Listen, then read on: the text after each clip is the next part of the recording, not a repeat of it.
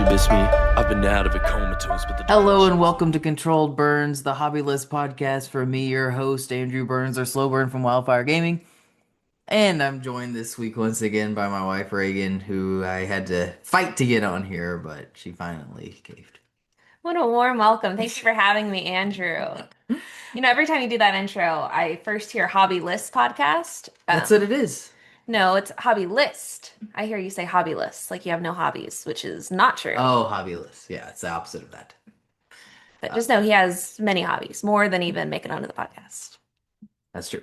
Yeah, so I got Reagan back on this week because, and this is something we've been talking about doing for a few weeks because we did finish, which one is it? Storm of Swords is the third one? Mhm. The third Game of Thrones book, basically. The Song of Ice and Song Fire. of Ice and Fire, I know, but it doesn't roll off the tongue like Game of Thrones does. No. And there's a lot of characters in that book, a lot of character deaths in that book, and so I updated my book list. And I will say I also factored in not just that book, but I factored in what's the one, the short story thing? Night of the Seven Kingdoms. Yes, The Tales of Dunk and Egg. Which is about to have a show, what, in like a couple weeks? Yeah, sometime in January. There's 3 short stories that George has written so far, and And the probably first the only one, ones he will ever write, well, we'll see. for being The honest. first one will be adapted for the first season in just a couple weeks. I'm very excited about that. I'm sure we'll have something to say about it once it comes out. Yes, definitely. No doubt about that. But before we get any further, we should probably talk about our spoilers policy. What is it? It's your podcast. I don't Just have want any people to policy. be warned. You should read the book, these books, if you want to listen to this podcast. Okay, so this will have spoilers for through A Storm of Swords. And probably uh those Duncan Egg ones too. Okay. So you can Uh, come back, I guess, if you after we watch the show. yes. Although that's only going to cover the first. I don't understand how they're going to drag that out into 6 episodes, but So you've been warned. If you're a show only watcher, this will spoil through about season 4 of the show. yeah, but no, not about exactly season 4. Sure. Yeah. So I guess the main draw for Reagan anyway is my ranking of the book characters. But I don't know. Do you want to talk about the Storm of Swords and the things that the characters are up to in there? Yeah. Um, they all start with a unique character, right? Every book has a one-off. Yes. And this one was The Chet, prologue. right? Which is the one of the Night Watch traders. Everyone's favorite. Yeah. Super disgusting inner monologue about Sam and Yeah, it's pretty entertaining. We'll see where he lands for me. okay. So you are including all of the prologue and potential Yeah. epilogue. Yeah, we can share my current ranking of the point of views as well if you like, which of course I can. Yes, please. That's a different list than obviously just the overall characters because most of the point of view characters are still alive. Not all, but most Yeah. are still alive. I know I've had at least one POV. Is this the only book? No, because Jamie was the point of view character in like the end of the second book, right? I don't think so. Yeah, so this might be the debut of Jamie. Think So so. it starts with them and he's with Brienne of Tarth and Cleo's Frey, who is not in the show. Yes. So he's got to be on the list, I guess. I can't remember if I ranked him or not. Dear list. But Cleo. they are basically trying to get to what are they trying to do again? Uh, Oh, to they're get to trying to get to King's Landing. She's trying to take him to King's Landing, and yeah, his Catelyn's- word to Catelyn is that they'll free the girls, which is kind of ridiculous because those girls. Well, I mean, I guess Sansa's still over there, but Arya hasn't been there in quite some time. Yeah, but they haven't been transparent that they Right. lost Arya. So they're that's kind of the beginning of their deal there. I think in the first chapter, Brienne smashes another boat with a boulder, and Jamie is like, "Oh, that's pretty cool." Yeah, it is pretty cool. He's right. Obviously, Catelyn is another point of view character in this book. She starts where she's with her in her father's room. She's kind of like in trouble because she's freed Jamie. Yes, but she's allowed to be with her father because he's dying. Right. And Edmure, her brother, is like sending out ravens to, everybody's supposed to be on the hunt for Jamie to bring him back, so Hmm. kind of going against what she wanted. Um, Arya is, of course, a point of view character in this book. She doesn't really do anything in her first chapter much. It's just she and Hot Pie and Gendry are like the crew for at the beginning of her arc in this book. And are they with Weasel at this point? I don't think so. Okay.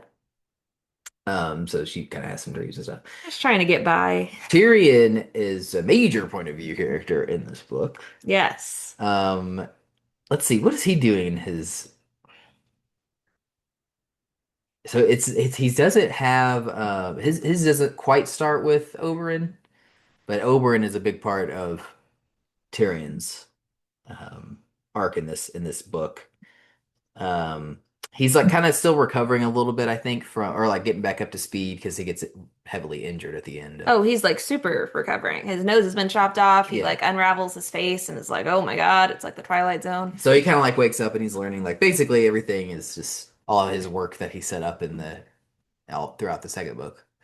It's kind of gone away. Like he doesn't have his tribesmen anymore. He doesn't have Tommen because like he had captured him somehow. He doesn't have his position. Like he was Hand of the King and now Tywin's come back. Jacelyn Bywater died, and that was kind of like his guy in the King's Guard. Hmm. He Um, knows someone tried to kill him. Someone ordered that. and then King's Guard to kill cap him. it all off, he goes and visits his father, and he asks for Castle Rock, and Tywin doesn't put him down gently on that one. So he also threatens to kill. This kind of sets up an arc for Tyrion where Tywin threatens to kill any horrors he's found with. So Yes. And isn't this also where we are kind of introduced to a lot of the Tyrell or Highgarden gang that have arrived? not through Tyrion in that chapter, but I think that's with Sansa coming up. Okay. First, there's Davos. Davos is, of course, a point of view character in this book. He's like on that island. He just has like this episode where he's just stuck on this rock after. I mean, I guess it was kind of like a reveal. Yeah, it definitely That he reads was- like he that he died. was still alive Mhm.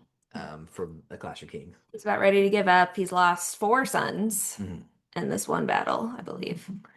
And then, yes, the Sansa's first chapter is where she's introduced to Marjorie and Olenna.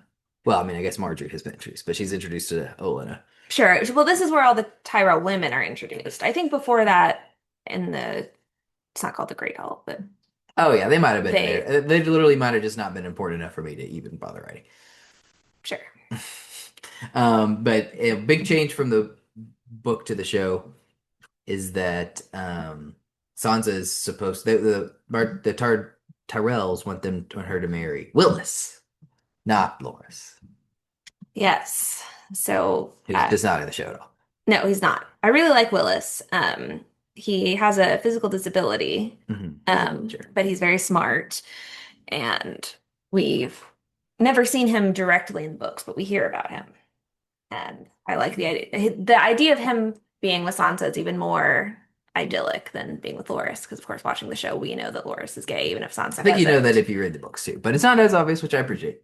Well, sure, but it doesn't matter for this in the books because that's not who she's engaged to. So it's not like a downside to that. So it's purely like it's harder when it's ripped away. Because she, I think, would have been happy with Willis. Sure.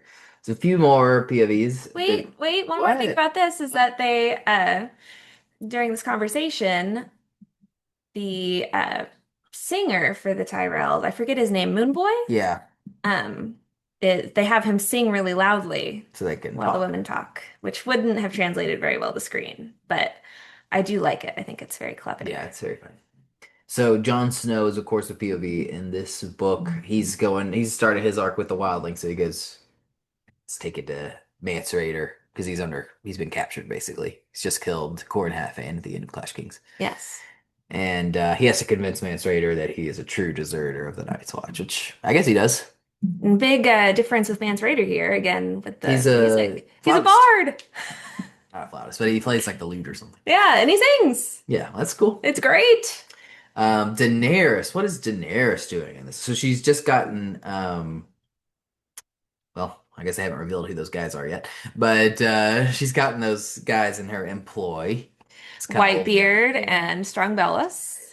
But her first one is with so they're basically going back to um Pintos is the plan at the beginning, which is Mhm. not what they end up doing, obviously. Yeah, Um, and Jorah Mormont convinces her to go to Slaver's Bay instead. And he's like, you can buy this really great army over there. sure. He also Christian decides to slavery. he also decides to plan a big old kiss on her, which is different from the show. The show he's into her, but he doesn't ever actually do anything. Yeah, they softened his edges for sure. He Both was one of Jorahs Brandon's favorite characters. despicable. I cannot stand him. I still think he's an interesting character in the book too, but maybe a better character in the show. Sure. There's also Bran chapters in this book. They're not as bad as I kind of thought they would be. Now, this first one is just completely worthless. They're literally just in the wilderness. He has a dream, and Jojen is really boring. But they get better. Well, his dreams can be pretty interesting. No, Speaking of I the dream. strongly disagree. Davos, so he's like, he convinces, there's that captain guy he's in front of the Solid Orson who picks him up from the rock. And You he wants better him to be. just come with him to Bravos, but he says, no, you gotta take me back to Dragonstone. And he finally gets in there, he's arrested. Because he wants to, he's like, his plan is to kill the Red Woman.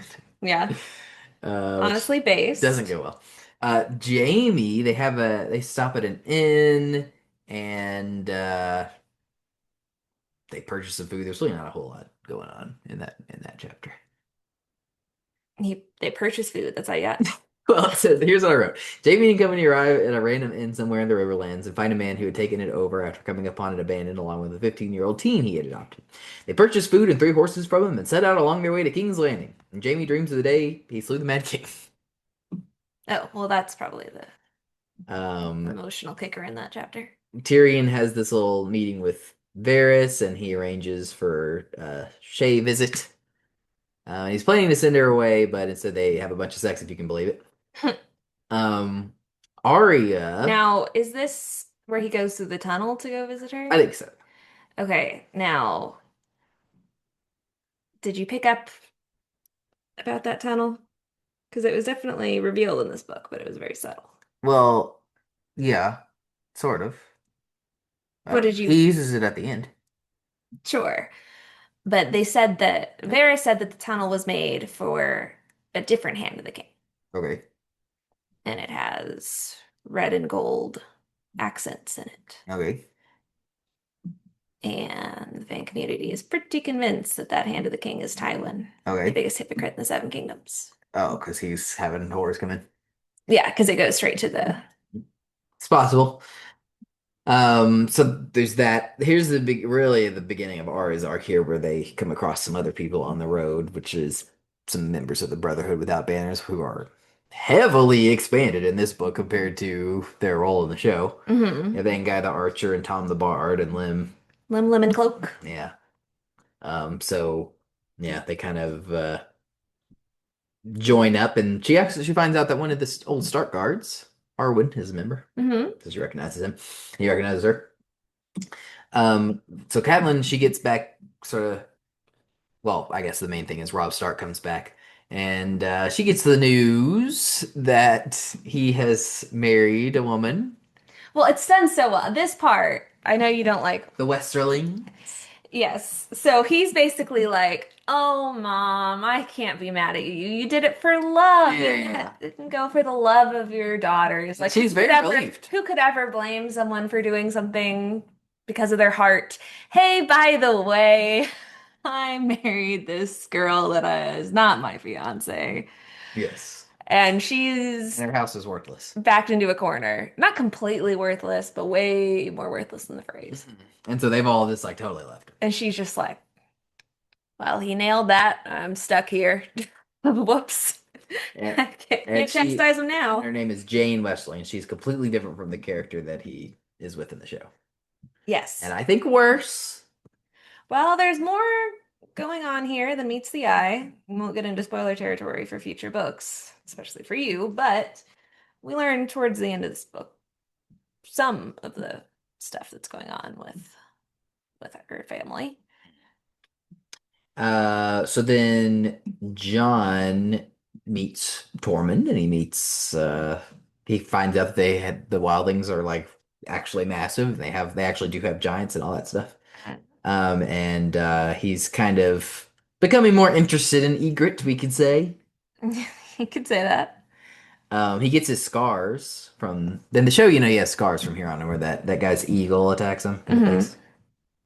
And then he goes to they take him to the Fist of the First Men and he sees like a bunch of dead horses and stuff. It is like kind of unclear exactly what goes down at the Fist of the First Men in the book. Well, in In the the first second book. prologue at the Oh, the first book. This book. yeah, at the very end of Yes, the they're still prologue, there. they arrive and Chet pisses his pants and then cut. Right. So now we're seeing the aftermath. Yeah, it's just kind of an interesting way to do it. In the show, it's more like it's kind of the cliffhanger at the end of season 2 where Sam is there and they're all going to the Fist of the First Men. Hmm. Still a little bit of a plot hole if they don't kill him, but hey, what are you gonna do? So then Mance gives him the order to climb the wall. So that's John's next task, along with Egret and Rattleshake and Jarl. I'm sure that they'll all survive. Sansa gets measured by seamstress. Cersei's requested she gets a bunch of new clothes.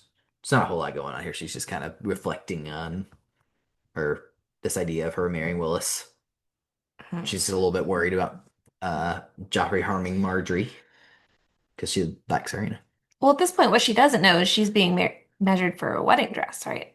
But not to Willis. Sure. There's that too. Arya's with the Brotherhood. She kind of learns about their origins, and which is basically Beric Dondarrion was sent in the first book to take out the mountain.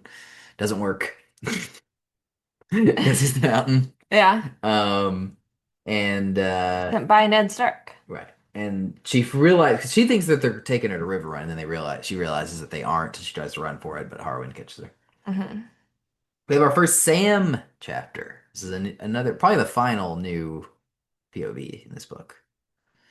Yeah, I think so.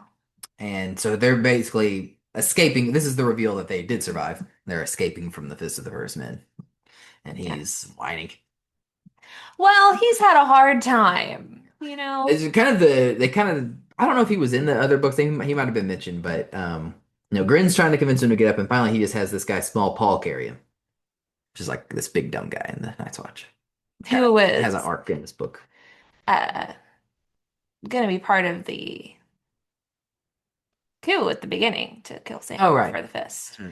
But he's kind of maybe mentally disabled, Yeah, like something. is being Or manipulated a little bit. He really wants Mormont's Raven. It's kind of his But focus. anyway, he gets killed here because they get attacked by a White Walker, and Sam kills it with a dragonglass dagger. So it's the reveal that he can do that. Sam the Slayer. Um, here's where Tywin has a small council meeting, and he authorizes Littlefinger's betrothal to Lysa Arryn, Hmm. and so he appoints Tyrion to Master of Coin.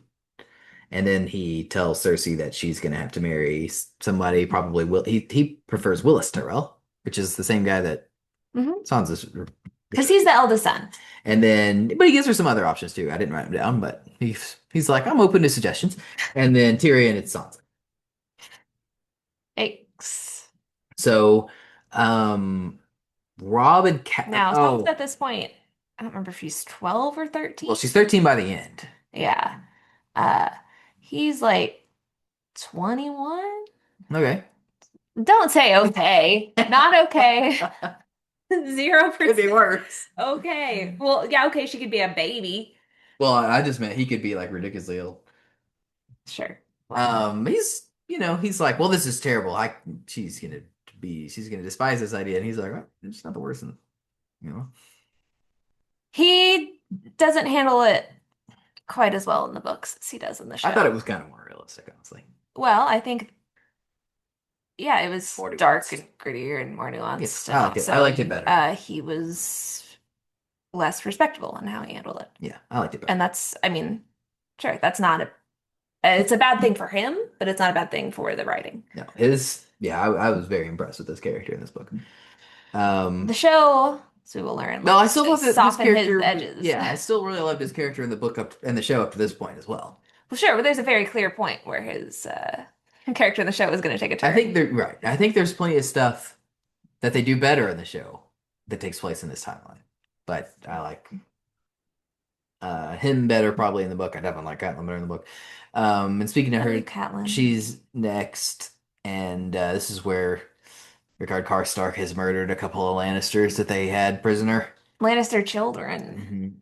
And so Rob cuts his head off. It's an amazing moment in the show. Um, Yeah, and they're all like, "Ooh, don't do that. He's like a really important." yeah. Everybody thinks it's a bad idea. Literally, everybody counsels him not to do that. Yeah. And he's like, "Oh, fuck it, I'm doing it." You know, George R. R. Martin once said that Ned's fatal flaw was his uh absolute uh how absolutely he was against killing children. Like it really got to a lot. Like if he had not told Cersei.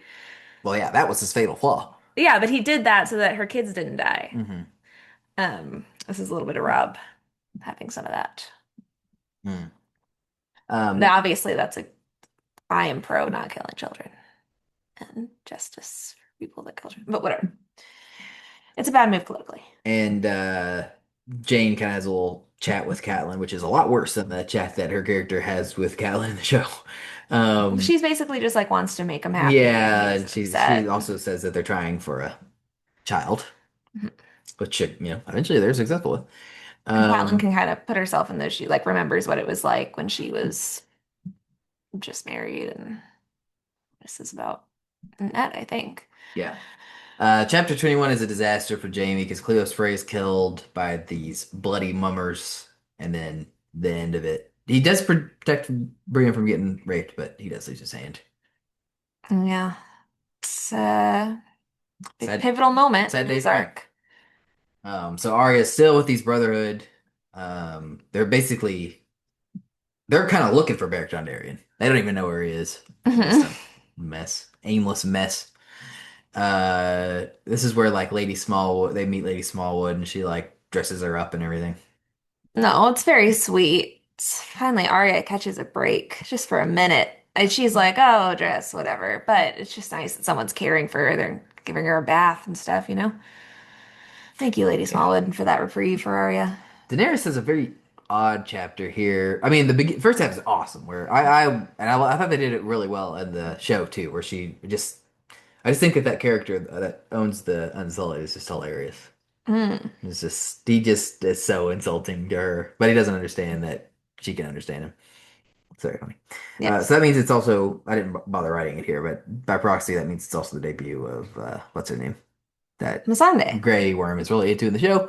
Probably not going to be as much as in the book because she's, what, 10? Yeah, like something like that.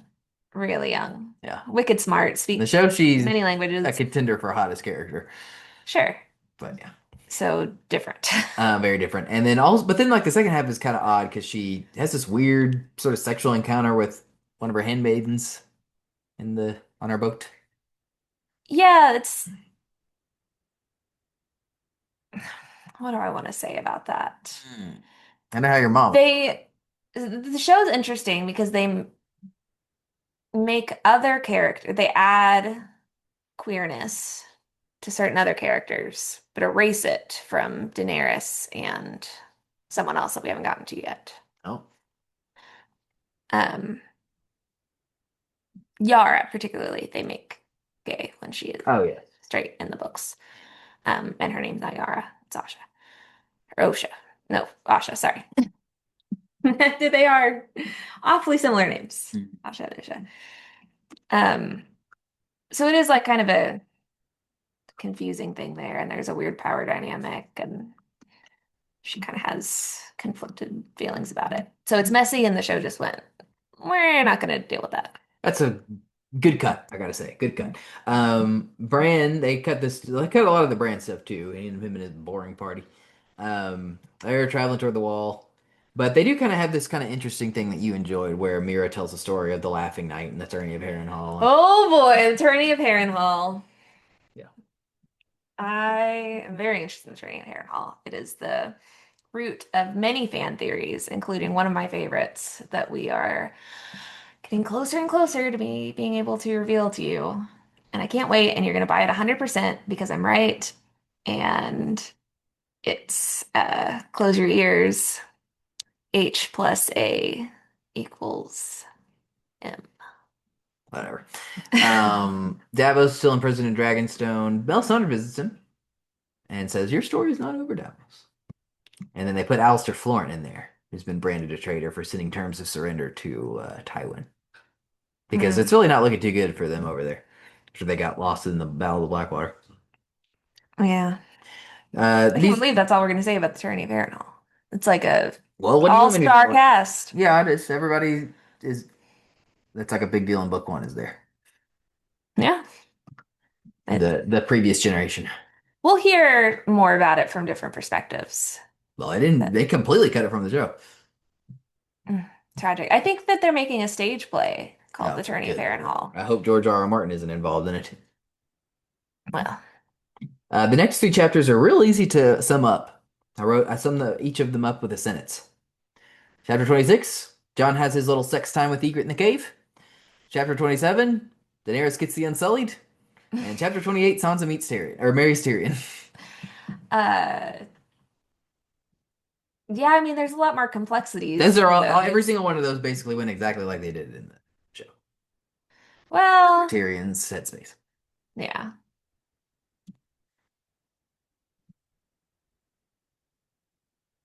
Yeah, I guess I don't have a ton to say about that. Yeah, because you've seen the show. Epic moments, obviously, when Daenerys Yeah, it's has great. the Unsullied turned on. Yeah, it is a cool moment, particularly in the show. Gotta love that cave scene. Do you? Well, I mean, I get that the consent is a little bad. bit dubious because he's kind of backed into a corner with it.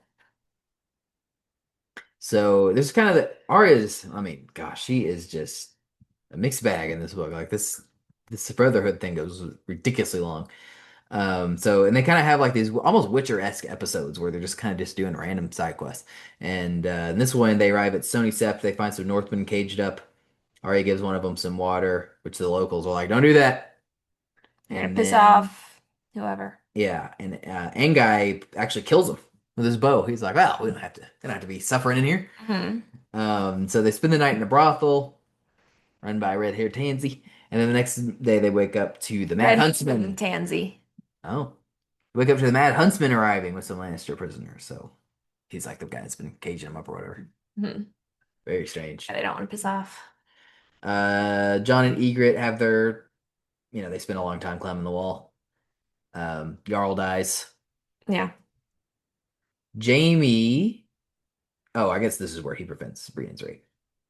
But then they get to Harrenhal and they meet Roose Bolton there, which is that how it is in this show too? I guess Roose is at Harrenhal by the time they get there. I don't know. Mostly they replaced Roose's role there with Tywin. Right, but eventually Roose does show up because Tywin leaves. I think eventually Roose does show. Whoa! What happens is they come through there. Robb and everybody comes through there, and they save what few survivors there are, most notably Qyburn. And then he leaves Roose Bolton there. He's like, "Watch this place for me." Yeah. So anyway. Whereas here it's Roose Bolton from the start. Right.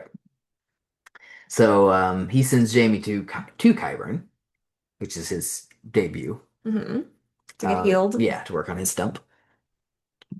And he thinks the second book, that's the other one where it's like if you've been paying close attention, you kind of already know that the Boltons are no good. But I guess you still have to be paying attention, but not as much as you do for the show. And the show is definitely a lot more ambiguous. They are way less important characters before the Red Wedding. Yeah. But in the book, it's like there's the whole arc with Reek, the fake Reek, and Clash of Kings, and it's like, he ends up burning down Winterfell. It's like, well, that wasn't good. And they reveal at the end of that book that it is Ramsay Bolton.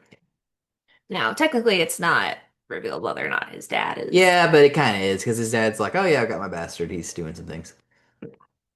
And there's some, but there's also like Arya, like she notices Roose is like having a meeting with the Freys. Yeah, there's some inconsistencies with plans versus what you hear in Robb's meetings of what he thinks is going on with the. Well, I think the biggest one is Arya's his cupbearer, and he's like having meetings with the Freys. Yeah, and only the Freys. Yeah. So, Which, I mean, ostensibly, they're both allied on Rob's Yeah, yeah, side. yeah, yeah, on paper. So we have this is kind of an interesting little thing that they cut from the.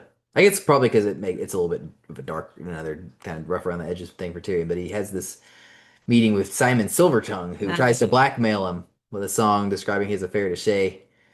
And so he has Bronn kill him, and And make them into soup. yeah. And so then he visits his father, and he sees this new Valyrian steel sword that he's had made. Well, really two. Yes. One's for Joffrey and one's for Jaime. Turn Ned Stark's Right. ice into the two swords. Right. And I remember in the show I was a little bit confused because this doesn't happen until after the Red Wedding in the show. And I was like, oh, so did Rob have his dad's sword? But no, they have it from when they When they killed beheaded him. Yeah. So that makes more sense. Anyway, no picking. Pycelle visits with news that the wall, uh, you know, things aren't looking too good over there. And they're basically like the letter that he got is they don't know what happened to Lord Commander Mormont, but he's been gone a long time. Yes. And so they ask for more men to battle the wildlings. And Tywin's like, well, send word that they'll only send men if they install Janos Slynt as the new Lord Commander out there. Oh, great. That's Tywin. I might have said Tyrion there. Thank you. Said Yeah. So Tywin always trying to get little wins everywhere he goes, like drawing blood from a stone, which I respect. We have another Sam chapter, which is I wrote here. George R. R. Martin wastes all of our times naming like 30 Night's Watch characters before the coup at Craster's Keep breaks out, resulting in the deaths of Craster and Lord Commander Mormont, among others. Two of Craster's older wives task Sam with taking Gilly someplace warm, and Mormont commands him to tell what happened to the rest of the Night's Watch. Now, I don't think all those names would bother most people as much as it bothers you because you write down every name that appears. Well, if they weren't important, why would you waste our time? Well, sometimes just the sound of the names, especially in like tourneys and stuff, just creates atmosphere. Whatever. Well, this was an attorney. We have another Arya chapter, if you can believe it, and this is where she finally meets Thoros of Myr and Beric Dondarrion, the leaders, because the Mad Huntsman brings them over there. And his prisoner is the Hound, so that's a big reveal. Very similar to how it does in the show. So Beric presides over a trial where they kind of are talking about the Hound's guilt and the deaths of many people. And the Hound says that he's innocent of all those, but then there's no disputing that he killed Micah. And so Beric's like, well, you will have to have a trial by combat. And they go ahead and do it right here in this chapter. Must have been a long one. Against Beric. And Hound wins, although he is burned in the process. That burning sword. Yeah. But Beric is revived by Thoros. So it's the first time we've seen someone revived. I mean, I guess you kind of. There's some weird magical stuff going on with whatever that horse lord guy is in the first book. But Sure. it didn't go very well. Well, he was dying, but He wasn't actually dead. Yeah. And you see that on screen. Here, come back to life. Yeah, yeah. So then, so all that's basically exactly like it was in the show. Then the Tullys are having their funeral for whatever the guy's name was, her dad, Oster Tully. Oster Tully. And his last words were I already forgot. Nancy. I truly just you built that out to be something that I would care about, and it was a total bust for me. I've literally already forgotten what it was. Well, that's disappointing. I'll tell you when we get there. Okay. So they also have a little meeting with Lothar Frey and Walder Rivers about there's this deal that they're trying to come to with Lord Frey so that he doesn't feel too slighted because of Rob's move. And so they decide that Edmure is going to marry one of the Freys. And he's pissed off about it and is basically a whiny little bitch, but they convince him to deal with it. And then Lothar also reports, this is the first that they've heard, that Winterfell's been destroyed. Oh. Which he does say. Oh no, he says that Theon did it, and Ramsay Snow was there to save the last few survivors. That's where, at this point, you have to know that they're just no good. Yeah. But at least you know them. Unlike the show where you could very easily not. Oh, I love the way they did. Yeah. In the show, it just seemed like Theon was just randomly getting tortured by some guy. Well, I'm sorry. I meant in the show you could just the Red Wedding could happen and you could just be like, oh yeah, wait, who is yeah. this? That might have been. I think that happened to a lot of people, probably. Maybe even me. I think that happened It definitely happened to me the Brett first time because I I saw was it. like trying to give him hints like, hey, watch out for X's. Well, I know I did that for you. I think a But little bit more subtly than you did it for Brandon Brett. But Brandon had it though. well, at that point, you had made like a House Bolton gingerbread house That's with a true. big X and printed it in his mind. So we have another Davos chapter. Axel Florent gets Davos out of there and threatens him. He's like, I should be the hand, not you. And then Davos meets with Stannis and he learns of Axel's plan to kill everyone at this place called Claw Isle as retribution because their lord bent the knee to Joffrey. Davos says it's a cowardly plan. And Stannis agrees and makes Davos the hand of the king. Yeah, that's pretty epic. Yeah. And Melisandre arrives and asks Stannis for permission to kill Edric Storm. This is a big kind of thing. So it's Edric Storm basically instead of Gendry. Gendry, yes. To ensure the deaths of his enemies, she says. But he's like, just leech him. Well, Davos convinces him to like at least test it first. Yeah. And so this is where they do the leech test, where they say the names of Robb Stark, Joffrey Baratheon, and Balon Greyjoy and burn the leeches. Yes. And I do believe every single one of them is dead by the end of this book. I don't remember any sort of sexual assault element to it in the books, but I could be wrong. Oh yeah, definitely not. That was 100%. Hey, let's have some more sex in this show. And we all know we love it every time they It add was that. no, well, that was, and I was talking to I guess mom about this. I can't remember who we were talking to about with Game of Thrones. Might have been somebody in your family actually. I was like, yeah, you don't realize until you read the books how much of that they added. Mhm. And it's mostly in season one. It's mostly season one is where it's most egregious, I think. Yeah, you get those like real big sex position Oh scenes and God. Littlefinger's brothel and And there's oh yeah, that's really bad. There's like this really bad one with her brother and one of the girls. And they're just like talking about dragons. It literally is just a waste of time. Anyway, Jamie tells Brienne has kind of his big moment where he tells, it's really good in the show in particular, where he tells Brienne why he betrayed Eris. and that and then yeah, he passes out and she says the Kingslayer and he's like, Jamie, it's Jamie. Yeah. Your heart. Then he gets revived by Qyburn, and then they go to dinner with the Boltons. And Bruce Bolton kind of fills him in on what's going on, and he's like, "Yeah, we'll send you to your father," but he says Brienne is going to have to stay, and under the charge of Argo Hope, no less. So Uh-oh. that's not good. So then But Tyrion, he kind of convinces himself. He's like, well, guess that's gonna be what it's gonna be. Time to go home. yeah, because Jamie in the first book would have been like, "Great, I'm out." Yeah. But he still starts like he's just like, yeah, so that is his "Ooh, it's natural sexy." thought.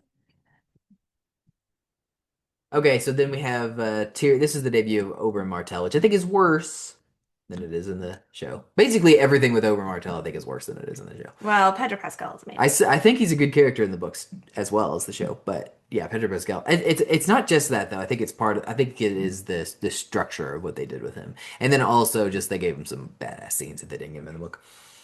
Like I love his debut in the show, but in this one he just kind of is there.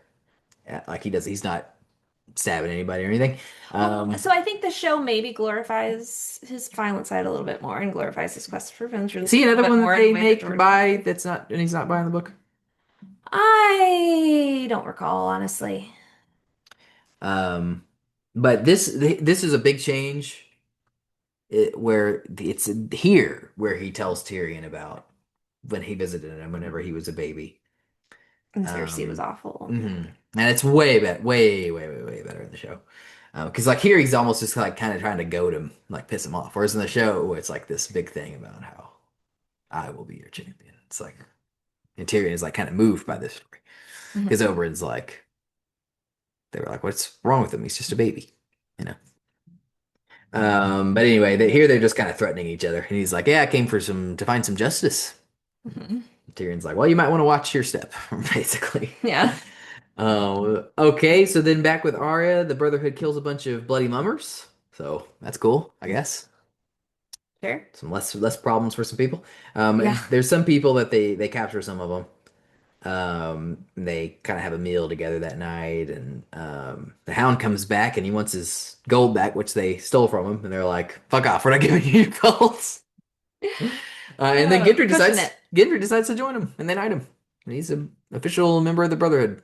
Yeah, and Arya feels Yeah, really Arya is betrayed. furious. She's like, "How can you do that?" She's like, everyone leaves me.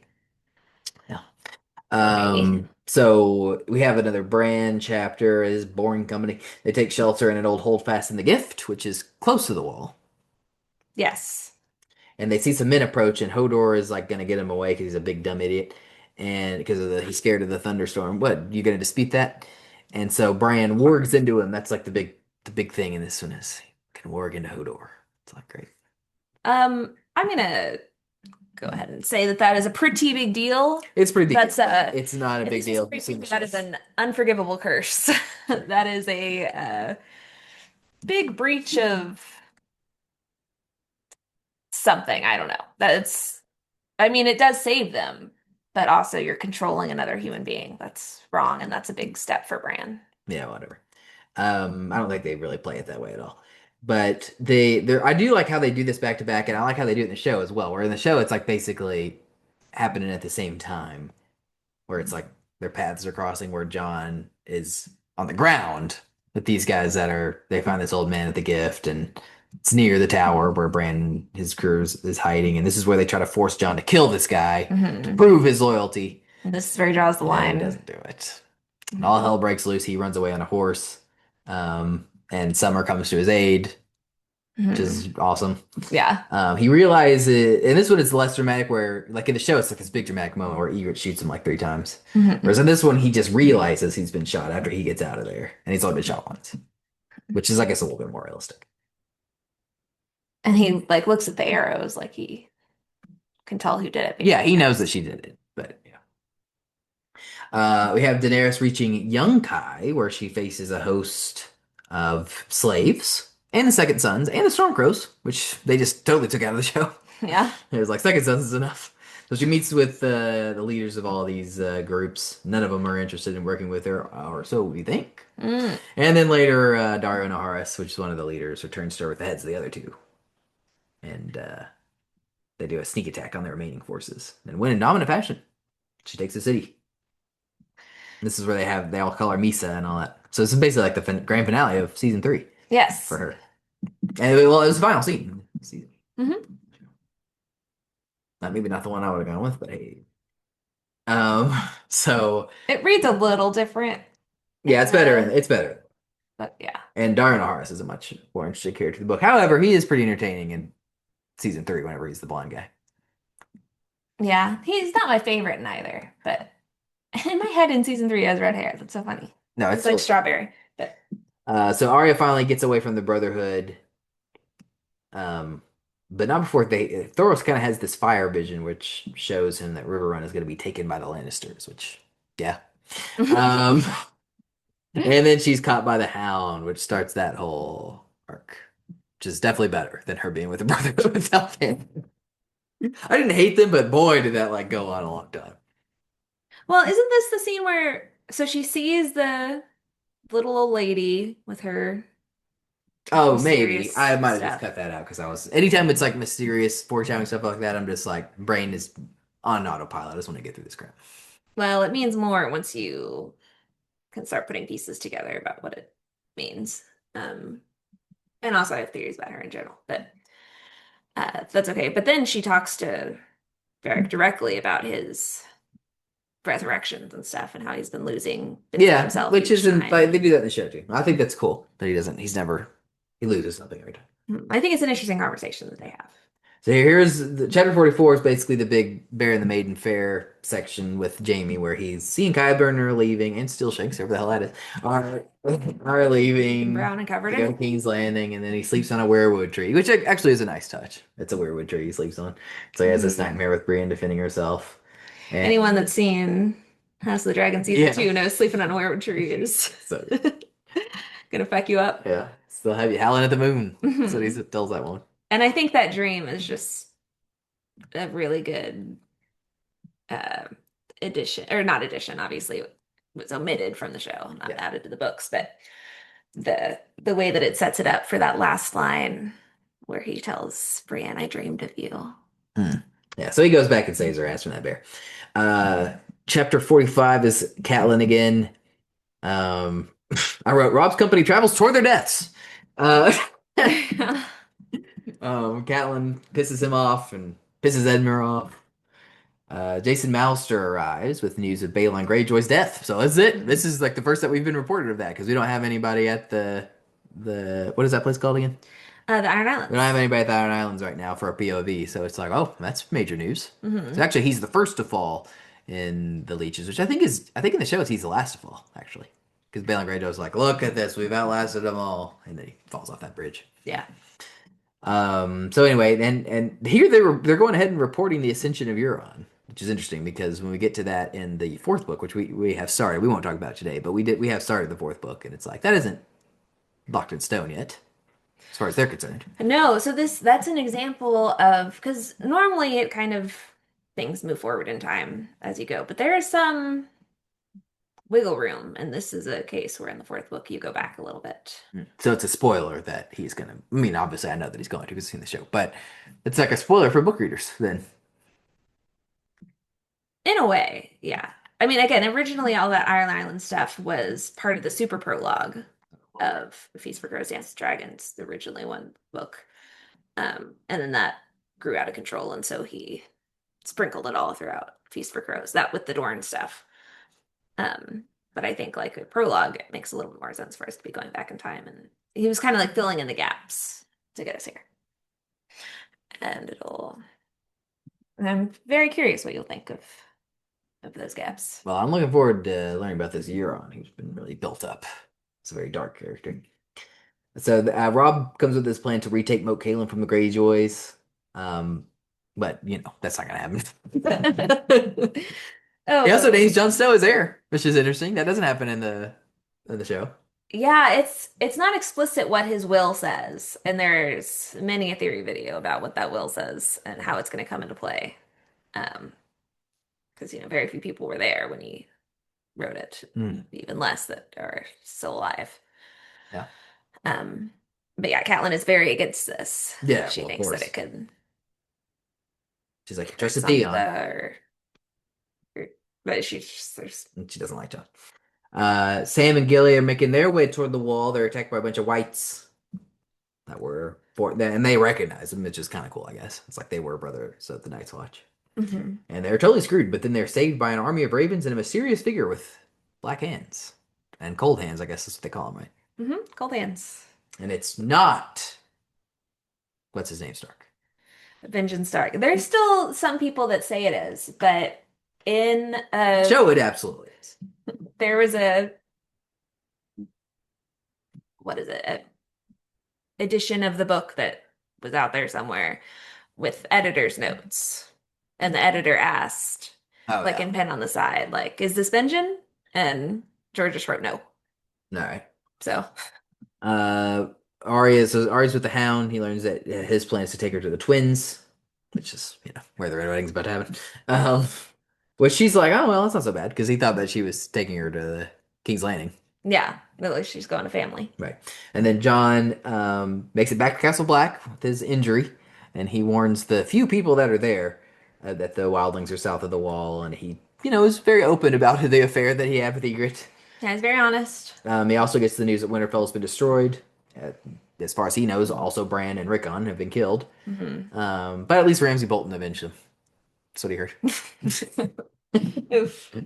And then Rob's army arrives at the twins. Edmure meets his betrothed and is quite pleased. Yes. Rob meets Walder Frey and he's quite insulted. And Roose Bolton also arrives and reports that Winterfell has been destroyed. So everybody's getting that news. A major difference here is that Jane Westerling is not with Yeah, Rob that is a huge difference. Yeah, Jane Westerling is not going to get killed in their wedding. and is not pregnant, as far as we know. Oh. Okay. So yeah, then there's like kind of like several chapters where it's the Red Wedding taking place over the course of from different perspectives. Well, it's like I guess it's just Arya and Catelyn. So it starts with Arya and the Hound. They arrive at the twins, and You know, it seems like everything's gonna be fine. They get in and everything, and then Catelyn is just constantly expecting everything to be terrible. She's like, okay, that's pretty good rooms. Okay, she's expecting slights all over the place, and she's like, well, okay, it's gonna go worse.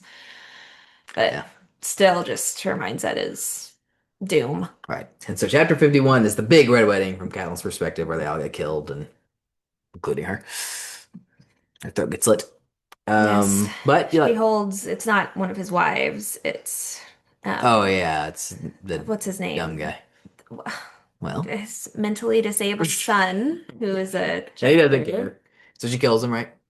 I think his name is Jingle Bell. Yeah, that's right. And yeah, she does. End of Jingle Bell. Rip. And then Arya and the Mountain. I wrote the Mountain, but I mean the Hound. Are witnesses to the Red Wedding, so you kind of get it from their perspective. And I think she's gonna go in there and get herself killed, Oh, she absolutely is. which is also that's how she does it in the show too. And he bashes her over the head, so she Yeah. doesn't. Right. And then chapter 53 is Tyrion learning about the Red Wedding. Yeah. That's kind of, I guess there's almost three perspectives because like they're sort of celebrating back there. Well, yeah, Joffrey certainly is, and then he's kind of like, I would say that scene is another one where it's like basically line for line with the show. yeah, sent to bed without supper. Mm-hmm. And then, Tyrion's like, now how do you want me to make an heir with Sansa? Tywin's like, suck it up. Yeah. So with Davos, he's like the only one that's like, do not kill Edric Storm. Everybody else around him is telling him to do it. And this is also where he starts to learn how to read, but not with the girl. Maester Pylos is the one teaching him. Yes. Surely you think that's better in the show. Oh, yeah, I love Shireen scenes with Davos. So it can happen, ladies and gentlemen. Reagan can think the show is better than the book or something. I have said that And then before. this is where he learns because he's, reading. He reads a Raven note. That's where he learns about the death of Lord Commander Mormont. But Shireen is like in classes with Edric Storm. Yeah. So so here's another big thing where it's like clearly the show's better, which is the Battle of the Wall. And they kind of split the Battle of the Wall across multiple chapters with Jon and definitely blunts the impact. They're still good in the book, and they're very different because the biggest thing is Alistair is not there. Yes. And there's basically Sam's not there? Yeah, there's just Jon and a bunch of just D tier the people that got left behind when they, went north. Yeah, it's not Grin that holds the gate. No. And so, but he participates in this battle. Mostly this time it's the wildlings coming from the south, so not really so much from the north face of the wall. And so this is where obviously Egret dies, Styr dies. And it's not Ollie. He doesn't see who does it. He just which sees is more the realistic, arrow. but definitely worse. He just sees the arrow and knows that it's not one of his. Right. Yeah, it's more realistic, but worse. The way that they blow that out for a whole episode in the show is just unbelievable. Yeah. So then Bran, I don't think it's bad, but they did really it's pull worse. out all the stops for. So Bran is also at the wall, but not at Castle Black. Obviously, they're at the Night Fort. And then there's some crossing of paths here because Sam and Gilly come through. And so Sam kind of leads him down and tells him that cold hands will be waiting for him further north. He recognizes Bran because of his wolf, and Bran makes him promise not to tell Jon. Sure. So we have another Daenerys chapter here. She and her army and followers, they arrive at Marine, where there's the kind of similar to the show where they have this one guy come out and it's like the challenger. But unlike in the show, she doesn't have Daenerys Harris, does it? She has strong Bellas going. Oh, and it's great. So anyway, then they're like thinking about. It's almost like an afterthought. It's like, yeah, go kill him, and then he does. And I'm like, okay, now how are we gonna actually get in this city? And so there's actually a big reveal. It's actually kind of an awesome chapter because this is where she and Arston go out and take a ride. And then that's where Miro, who is the former leader of the Second Sons, he's like introduced earlier, but basically Daria Naharis like takes his spot, I guess. Yes. And is loyal to her. Tries to kill her, and then Arston beats his ass with a stick. It's like a Yoda moment, kind of, if you don't know. Because he just seems like he's just pretending to be like this old frail guy, and it's like a squire for Bellas. And like Yoda is the same thing in Star Wars, where it's just like, oh, what's he gonna do? Mhm. You just know that he was great in his prime or whatever. But then, like in the prequels, there's like a big reveal where he takes out a lightsaber and is nuts. Yeah. Um, so yeah, he basically reveals that. In fact, he's Sir Barristan, which is definitely cooler than. I mean, that's a kind of twist that like you literally couldn't do in a show Yeah. because you would immediately see him and be like, "That's Sir Barristan." And I was afraid it wouldn't work on you because you've seen the show and you know that Barristan ends up with her. But I did. I did not It know who this totally guy worked on you was. and it was very exciting. Yeah. And Jorah is like not. He's like, hang on a second. This guy used to be with their enemies, and he's like, I used to be with their enemies. At least I'm not a spy for Daenerys. Yeah. And so Daenerys is pissed off at both of them. She's not sure what she's gonna do yet. Mhm. There's just literally in chapter 58, it is Tyrion having sex with Shay again. There's just nothing else to say about it except for they're in the Dragon Skull room. Great. 59 is Sansa and Tyrion having their breakfast with Joffrey. This is the morning of his big wedding. And it's basically just kind of like it's I feel like kind of the main thing for this chapter is just like a big list of guests of who's there. A quality family time. Yeah, and he cuts up his book and everything. And then chapter 60 is his wedding, and it's goes similarly terrible. It's the red wedding. And Joffrey is killed. And it's a big who done it. Yeah, and so the next chapter is Sansa just running away with Dantos, basically very exactly like it goes in the show. And he takes her to Littlefinger's ship in the Blackwater, and Littlefinger immediately kills him and takes Sansa in. Hmm. Is there a gem in her hairnet? Right. Yeah, all that's it's is exactly the same. And then Jamie, I can't believe we just skimmed over the purple wedding. well, it's just it's one of those things. The main thing here is highlighting differences. So everybody know we've watched season 4. We talked about season 4 on the podcast. It's exactly the Sure. same. Jamie's not there. Yeah, but he's coming in here for chapter 62. He's making it back to the King's Landing, learning along the way about both of the disastrous weddings. Yeah. And so on their arrival, Loras is like, he's with Brienne. Or no, he's not with Brienne. But he's like, oh no, he is with Brienne. He brings Brienne with him because he saved her from the bear. And so Loras is like, I'll kill this traitor. Yeah, because he thinks that she killed Stannis. Not Stannis, Renly. I'm sorry, Renly, duh. Jamie stops him and he sends her to the dungeon to appease him for now. But and then And she's like, what the fuck, dude? yeah. And then he goes and has sex with Cersei in the Sept. Yeah, it is more consensual than More it is in the consensual, but books. still a worse scene because we lose out on Tywin having the talk with Tommen before that. That is one of the biggest swings in the show from Yeah, high to low. it is wild. I mean, just really top to bottom of the show. That's an amazing scene, he says. And pious.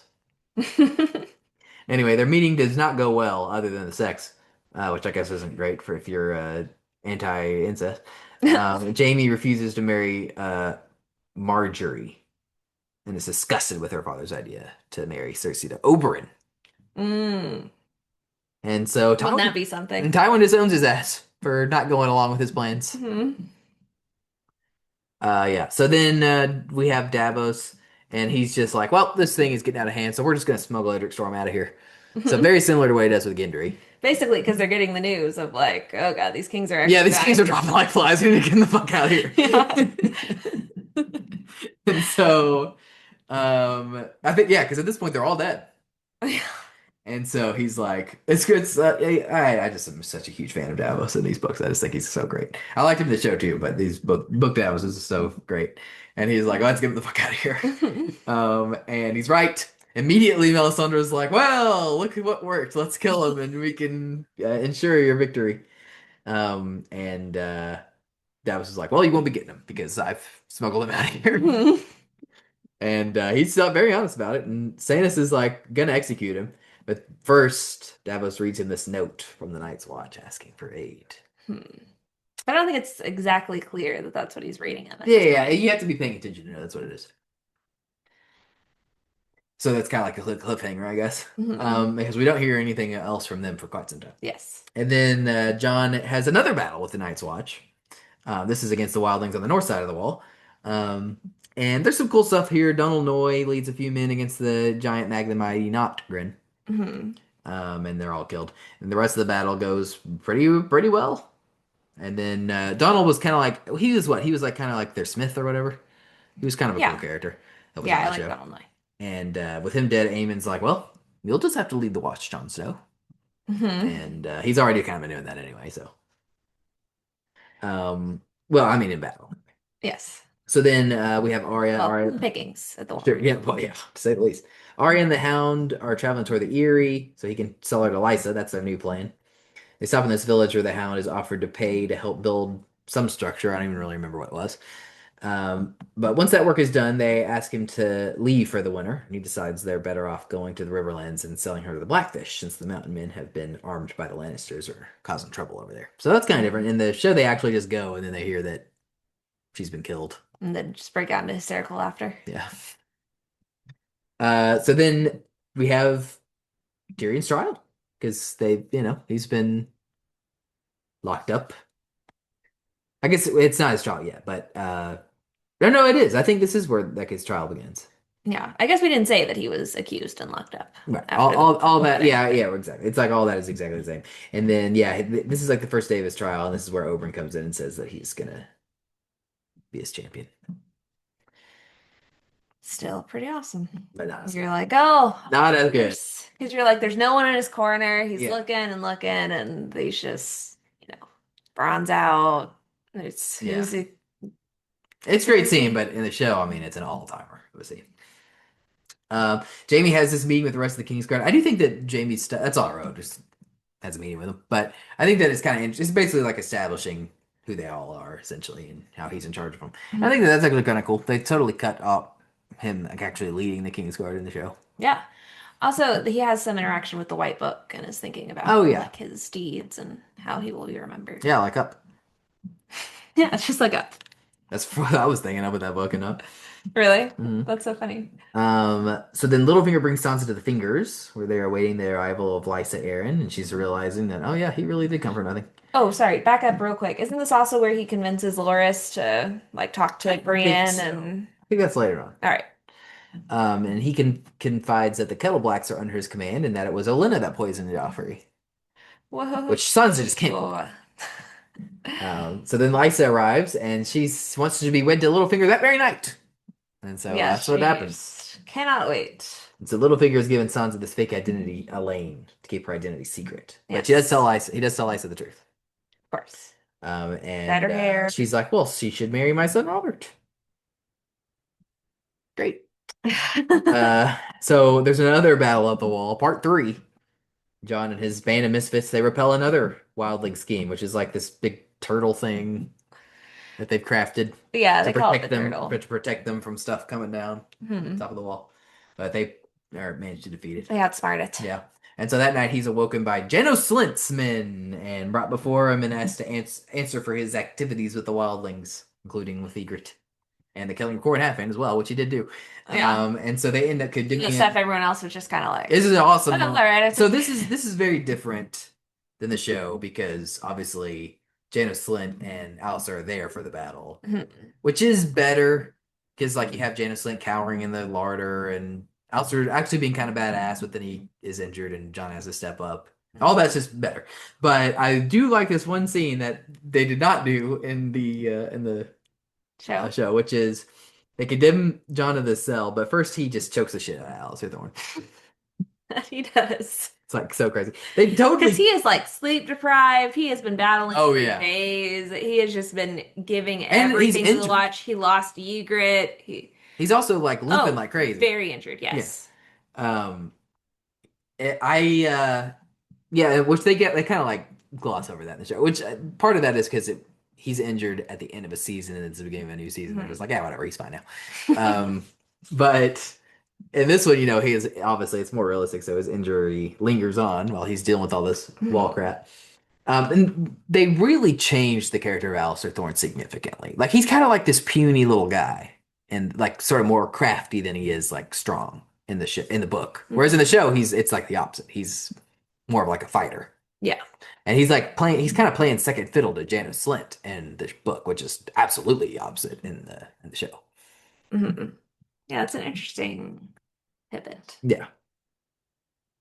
But we wouldn't like. I think he chokes him and like literally lifts him off the ground. He Like that would literally be does. unrealistic in the show because Alistair is a big guy. Yeah. But still, it's very cool. So then we have Tyrion's, this is where it all goes south for him because Shay gives her testimony in the trial and Yeah, um that's the final nail in the coffin. yeah. So he's just enraged and he demands the trial by combat and he at least already knows that this is different, a different order in the show. In the show, the plan is he's just gonna go be sent to the wall and there's not going to be a trial by combat. Hmm. This one he demands a trial, and then like he demands a trial by combat in rage, and then he's still like he just thinks he's going to defy the mountain, and then that's Hmm. where Oberyn comes in, which really is better.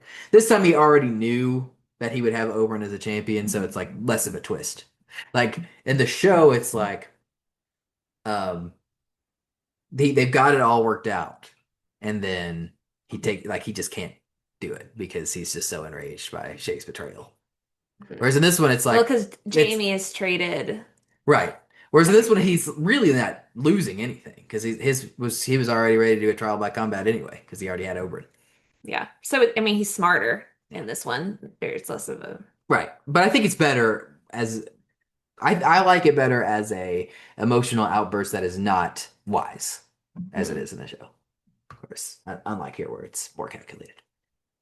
So then, yeah, the next day, what's crazy is this is all in one chapter though. So the next day they have the big fight. Yeah. And Oberyn it's exactly like it is in the show. He's got it in the bag and then he pisses it away at the last moment, gets his head crushed like an orange. Yeah. So that's that. Um, one thing that's kind of funny is like Daenerys, like in the last episode, she's like not sure what she's gonna do about these guys. And then by the time that she gets to her next chapter here, she's like, "Well, I've conquered Marine." So it's just they just totally just did that off screen, if you will. And honestly, I'm not mad about it. Yeah, I'm not either. So, but she gets the news though that Aspor's already been retaken by Cleos the Butcher. She's Yeah. like, "Oh, Jesus He Christ!" appointed this whole council and they Yeah, just and killed so them this all. Cleos asks for her hand in marriage to solidify an alliance, and he's creating some new Unsullied. So she brings Sir Barristan back into the fold, and she's considering bringing Jorah in, but he's not apologetic enough. Or at all. Yeah, really at all. And so she's like, "All right, well, you gotta go." Mhm. If I see you here, I'm gonna kill you. Yeah, and so she's gonna. It's her plan now is to stay in Marine and rule as the queen. So that might be it for her in this book. And I find that very fulfilling that she Oh, fulfilling. sends him away and keeps Harrison. Yeah. Couldn't ask for more, And the really. show is just, yeah, it makes more sense. And the show is just, it just kind of seemed dumb and petulant for her to do that. Whereas here, it's like, Oh, he still absolutely reported on her. oh yeah, Like yeah, he yeah. was But the but he's extremely remorseful in the show, and she does need him, and he does save her ass whenever yeah. he comes back. And he does respect her boundaries more But in the in this show. one, it's like he's just like, yeah, well, I did it. Yeah, what are you gonna do about it? And she's like, well, I guess I'm gonna send your ass out of here. But I find you very pretty. Yeah. Fuck off. So she's I Daenerys is smart, definitely smarter in the book than she is in the show. Absolutely. Like Which they I really appreciate. they took away a lot of her smart moments and a little bit of her agency too. Yeah, she's a better character in the book. I'll just say that. So we're back with Jamie. This is where I think he does the thing with Loras. But first, he watches as King Tommen signs a bunch of papers and heads back to his room as Lord Commander. Finds Cersei waiting for him, and she asks him to prevent Tywin from keeping her from Tommen because he's like trying to separate them. Yes. And she wants to have sex with him, but he actually stops her, No, which is very interesting. progress. She This is a snaps at it. big book for Jamie and his Yeah, character oh yeah, that progression. is a huge book for him. So then he calls in Brienne. So maybe it is in the last one where, and I just skipped over it with the lore stuff because this is where he calls Brienne in, and this is where he gives her Oathkeeper and the task to find Sansa Stark and keep her safe, which is the opposite of what Cersei wants him to do. Yeah, I think at the end of his last one, he was like, "Okay, Loras, go talk to her Yeah, which is the and scene I ask really her like. anything you want." And Loras if is you, way better in the wait. books than, which is not surprising because he's trash in the show. Well, in the books, he's basically young Jamie. He's Right. like, this kind of little bit arrogant, but also has the skill to back it up, like very jockish, Mhm. handsome fighter that's very rich, has it all, who just happens to also be gay. Right, but it's not his character as he's gay, which is how it is in the show. Yeah. Um, so here's another thing that's kind of interesting. It's a definitely a change, which is Alistair Thorne and Janos Slynt are like, all right, Jon Snow, we got a little task for you. You go kill Mance Rayder, and he's like, all right, well. It's just going to be a disaster. Yeah. I think it's interesting the way they do Jon Snow's character here, where he's just like so like demoralized. He's just like what? He almost like kind of turns into what's that guy? Gallon? I know. I'm thinking of Eeyore? well, yeah. Who's that guy that's like Eeyore in the show? Oh, Night's Watch. what's his name? Yeah, Grin. It's yeah. The other not Grin guy, the guy that's with Grin a lot. not Ed. It's Wilbur's Ed. Ed. Yeah, he basically turns into Ed, and that's amusing. I think it's fine, but it's not as cool as in the show where he's just so badass. In the show, it's dumber. He's basically just like, well, we stand no chance. I guess I'm gonna just on my own go try to do this. Where It's cooler. it's his idea. Whereas I think it's kind of cool that in the books, like it's just like, well, they got me in a corner. They basically want to kill me, but I gotta do it to show I'm loyal. Yeah. Maybe this one is okay, but like also just totally cut out, which I understand it's less realistic, but like in the show at this point, they learn that some of the Night's Watchers have taken over Craster's Keep before the wildlings get there. And as soon as he learns that, he says, "We need to go out there and kill them all." And Alistair Thorne is like, "Did you not hear what I said, Jon Snow?" And he just is like, "Well, fuck it, I'm going." So, and he gets a few people that come with him, and it's like so awesome. And then yeah, he also goes back. It's just everything that he does at this point in the show is just so badass. But this one, yeah, he's just more depressed. He's like, "Oh well, whatever." And like Tormund comes out and gets him, and they're like, "Oh well, let's have some drinks to the departed," because they both respect each other. Yeah. Which is different because in the show it's Mance where they drink to the departed. Yes. So Mance takes him in his tent, and his wife is actually getting ready to give birth in there, so that's kind of stressful.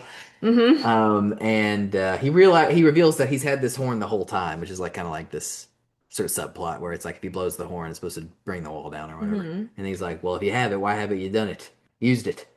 And he's like, "Cause my plan's to hide behind it. I want to use that wall." Yeah, it's basically like mutually assured destruction. Yeah. So he asks John to let him pass. And they don't really have time to hash things out there because before Stannis' forces attack. And just totally annihilate them just like it is in the show. Yeah, that's what the letter was about that Davos read. Yeah. I remember in the show, I just remember it was just like, I just felt like it was just totally out of nowhere. I was like, where the fuck did they come from? But really, I mean, it's set up so well. Yeah. So this is a great scene. I really like it in the book and the show, which is the scene where Arya and the Hound, they stop at this inn and they find Polliver and the Tickler, which is a little bit different in the show because the Tickler is actually one of the names that she gives Jack and Hagar. But it's Polliver is the main one because he's the one that stole Needle. Yes. And they just kill everybody in there. But in the book, this is where the Hound gets hurt real bad. Yes. In the show, they just absolutely annihilate those guys. Yeah. And they don't have a scratch on them. Mhm. But here, the Hound is like, which is more realistic because they're outnumbered. The Hound is wounded real bad, and he basically is in the situation like he is at the end of season 4, where it's Brienne that beats the shit out of him.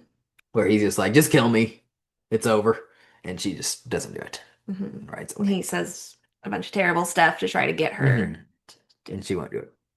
And so then she goes off and gives the Bravo Sea guy Jaqen's coin and heads off to Bravos. I like her in Westeros. Yeah. But I really like that scene in the book or in the show where he's like, Polliver's like, "Are you really gonna, get killed over some chicken?" And he's like, "Someone is." Yeah. To fucking eviscerate those guys. And it is like badass for the big fight with Brienne and Tarth, but I remember watching it in the show. Like, I don't know. So I'm not surprised that was a show edition as compared to the book where it doesn't happen. But anyway, so that's where we leave off with her. With Sam, he's going back to the Night's Watch with Gilly, and the kid, Did we baby. see the last Jamie chapter yet? I think that was it. So he gave Brienne The sword, yeah. So his last thing is he gets back to the Night's Watch with Castle Black, and they're kind of seeing the aftermath of Stannis' defeat, and Val, which is his wife, right? No, it's his wife's sister. Okay, Mance Rayder's wife's sister. wife's sister. She tells Sam and John that she's heard that Mance is to be burned alive by Stannis, and but he wants to see him first. So John's like, "It's out of our hands. We just nothing we can do about it. And Sam is like, man, John is just really depressed. They're both concerned because at this point, like the voting is starting up about who's going to replace Lord Commander Mormont, and for them, it's like, what is the rule? Like it has to be a majority. And so there's like a Something like that. bunch of candidates, and they're just like, well, we'll just keep having votes until there's a And majority. they're on like day 5 or something. And he's like, John's like, it's gonna be Janice Slint because right now he's not even in the lead, but like his number continues to grow. Yeah, votes have been moving around. People have dropped. Yeah, It's and intense. at first, like Sam doesn't, he like Sam didn't even realize it. Like he's like, you're kidding me, Janice Slint? He's not even in the first place. He's like, he gets more votes every time, man. It's over. Mhm. And so he's like, oh, wait, that is a disaster. 'Cause that's just a horrible choice. Yeah. Bowen Marsh withdraws during this chapter, and he throws his support behind Dennis Lynn. Sam's like, oh man.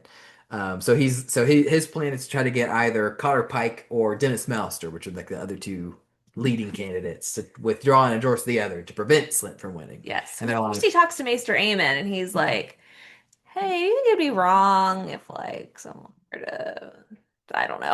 I don't remember exactly how some it went. politicking. But yeah. I think Maester Aemon gives him like a subtle He's like, no, do it. okay. Yeah. Um, And that it's like a really cool moment for Sam that Oh, the yeah. show completely cut. yeah, it is. Yeah, because they just did it all in one vote in the show, and it is awesome in the show as well. Like, I think Sam it's- like proposed like yeah, said and it's still to be very them, cool. but It's still very cool, and this uses Sam's skills, which is Right. intelligence. and Maester Aemon is the deciding vote in the show. It's like it is awesome. Yeah. But in the books, you have the Raven. You have Mormont's Raven come out of the cauldron where they vote and say snow. Um, and they're like, Sam taught him that, whatever. And Sam's like, hey, who knows? Yeah. I think it's fate. And then he wins. So, but before that, John is like training with some of the new recruits. Melisandre approaches him, and he takes him to Stannis.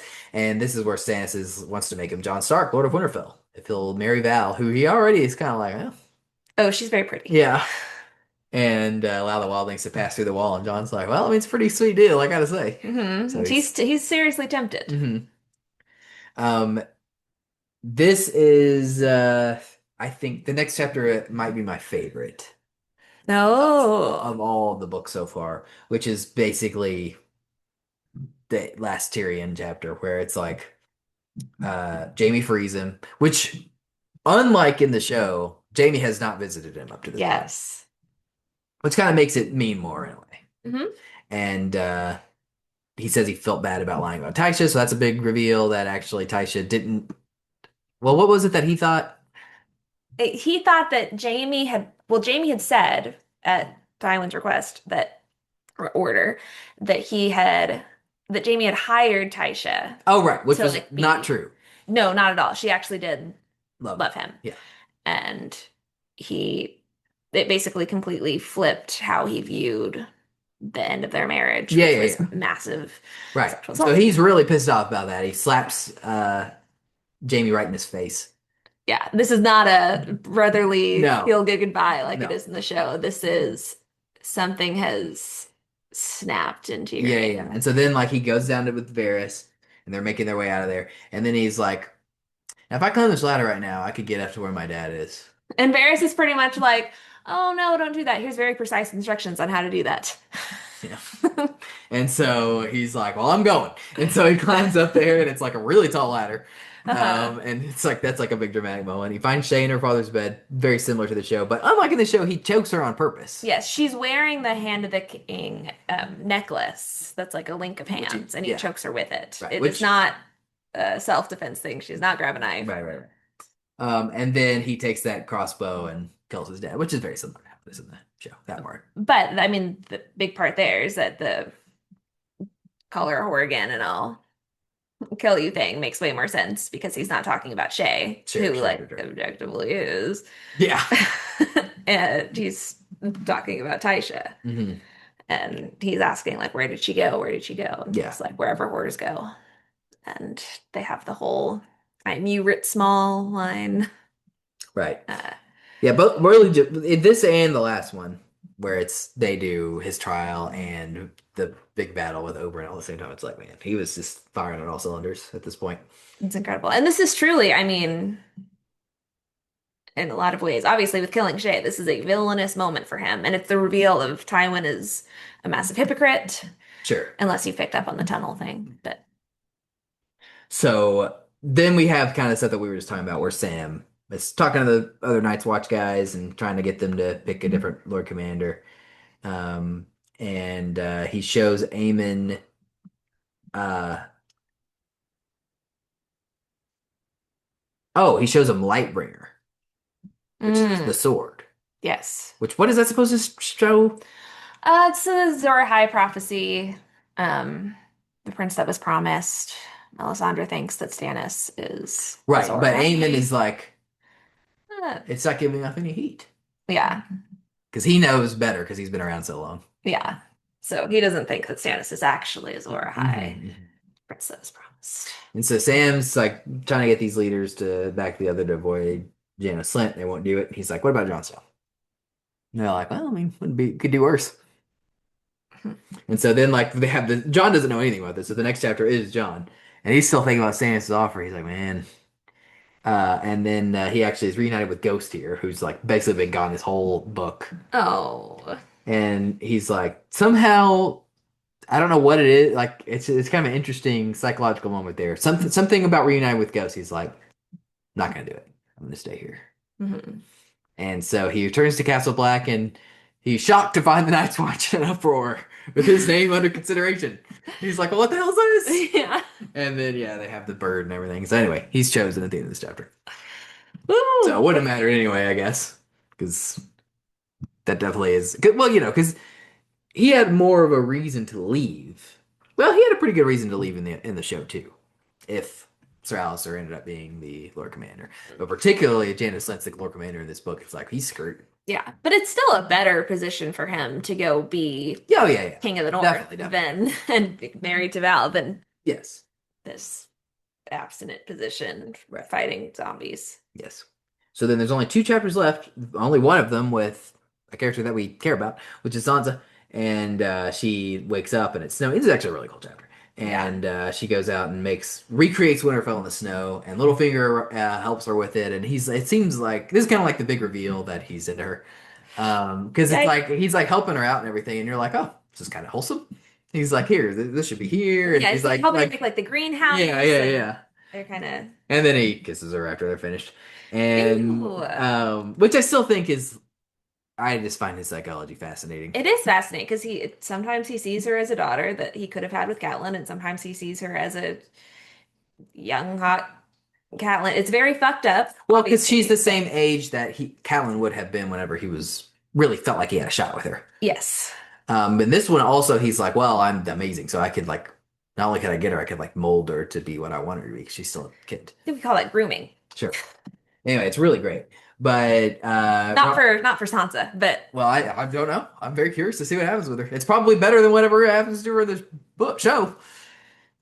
well, I just meant like being Yeah. Littlefinger being into her is not good for Sansa. So Robert comes out and smashes the castle, and then has an epilepsy fit. That was interesting. Yeah, it's And then this is actually, man, this chapter's like slaps, because this is also where Sansa is brought before Lysa, and she threatens to throw her out the moon door for kissing Littlefinger, and then he shows up and throws her out instead. well, and she starts like yelling all these confessions, like I believe this is where you find out that she killed Oh yeah. her husband. Huge reveals, just like it is With in the the show. tears of Lysa. And then there's like a guy in there, unlike in the show. In the show, it's just Sansa who's a witness, and here's this other guy who's a witness. Marillion. Yeah, and Littlefinger's like, I can't believe that you threw her out the door like that. And then Sansa's like, oh. And he's an ass who's like yeah. You sexually do not like him at this girls point. and no. He's like been hitting on Sansa and stuff. Yes. But so you've got the reveal of the murder mystery from the first book Mhm. in the scene. And then also you've got the Tansy reveal here, Oh. which was basically, that Hoster Tully was saying Tansy on his deathbed, he couldn't let this go. And Tansy is basically an abortion plant that he forced Liza to take when she got pregnant with Littlefinger's baby. Mm. And it haunted him. and then he like quickly married her off to John Aaron, who was like way older. Um, and that whole thing was kind of fucked up anyway because Littlefinger was very drunk and thought she was Catelyn. Right. Um, which is why he like claimed to take both sisters' virginities and Hmm. uh, adds to his fucked up psychology. Yeah. Because that is, if you're not having sex with the person you think you're having sex with, that's sexual assault. Um, but it's, I find that Tansy reveal interesting That's fine. for the Hoster psychology, and that's what haunted him. Maybe I would to this care more day. about it if I actually cared about that character like at all. But he's just comatose the whole time anyway. So Well, yeah. And it explains a little bit of why Eliza's so fucked up. sure. And then the big finale is Merritt Frey, of all people, is the epilogue POV. And he's supposed to be meeting with Peter Frey. Or no, he's supposed to try to get Peter Frey back, who's been taken hostage by the Brotherhood Without Banners. Which is like, if you're reading the book, you're like, the Brotherhood Without Banners? We haven't been hearing from them in quite some time. And so he arrives and he's already dead. And Beric Dondarrion and Thorsten are not there, which is bad news for him because he's not exactly meeting with like the most I guess if they're like the most Upstanding? or thoughtful about what they do. These other guys are just like loose cannons. Yeah. So Thomas Seven Strings is questioning him about whether Santa Clegane was at the wedding, which is kind of an interesting question. And he's like, I don't fucking know who you're talking about. He wasn't Mhm. there. And then Merritt's like, well, we can't execute it without a trial because we don't necessarily know that he was involved. And then the big reveal is that Catelyn Stark is there and says, Oh. absolutely, he was there. And they kill his ass. Yes, a resurrected Catelyn Stark, whose face has been shredded by her own fingernails as she And her throat shredded is her cut. face in her grief when Robb died. Obviously, her throat has been cut, so she can't speak because it was cut so deep. Um, she was dead for longer than Beric was ever dead, I'll say. Definitely. And she was in the water. Yeah. Which there's kind of like this, because Arya have like this dream where it's like, what's her Nymeria Nymeria drags pulls her out of the water, which is, I guess, what actually happened. And he's like, this can't be. Like, we didn't throw her out of the window naked for days, I think. Um, so she was dead for multiple days. Sure. And we don't know how she was resurrected at this point. Right. But it is a reveal that LSH is what people say because they really don't want to spoil for you. Because that is not in the show, of course. Lady Stoneheart. Andrew has gone to piss. What else do I have to say about Lady Stoneheart? So I know where to go. So Lady Stoneheart is basically vengeance embodied. Like when Beric said that he lost a little bit of himself every time and became more just focused on the goal right when he died, which was to, you know, kill the mountain, save the Riverlands. Catelyn's last thoughts were avenging her son and being consumed in grief and lust for vengeance. And so now she is not really Catelyn anymore. Her heart has turned to stone. She is vengeance embodied. Yeah, it's a crazy twist, no doubt. One that I don't think you were the biggest fan of, at least at first. Well, yeah, it was just kind of, I don't know. Like, I mean, we'll see where it goes, I guess, if it's gonna go anywhere. But I don't. I think I don't blame him so far for not including that in the show. Hmm. It's a little bit suspend your disbelief, I guess. Well, we've established this mechanic in the show, or I'm sorry, in the books. Yeah. It's, I think it's going to have implications for a few other characters' arcs. Um, so I think her character arc is done. She is flat now. She is a Sure. plot device now. But I think that interacting with her will have implications for a few other characters in future books.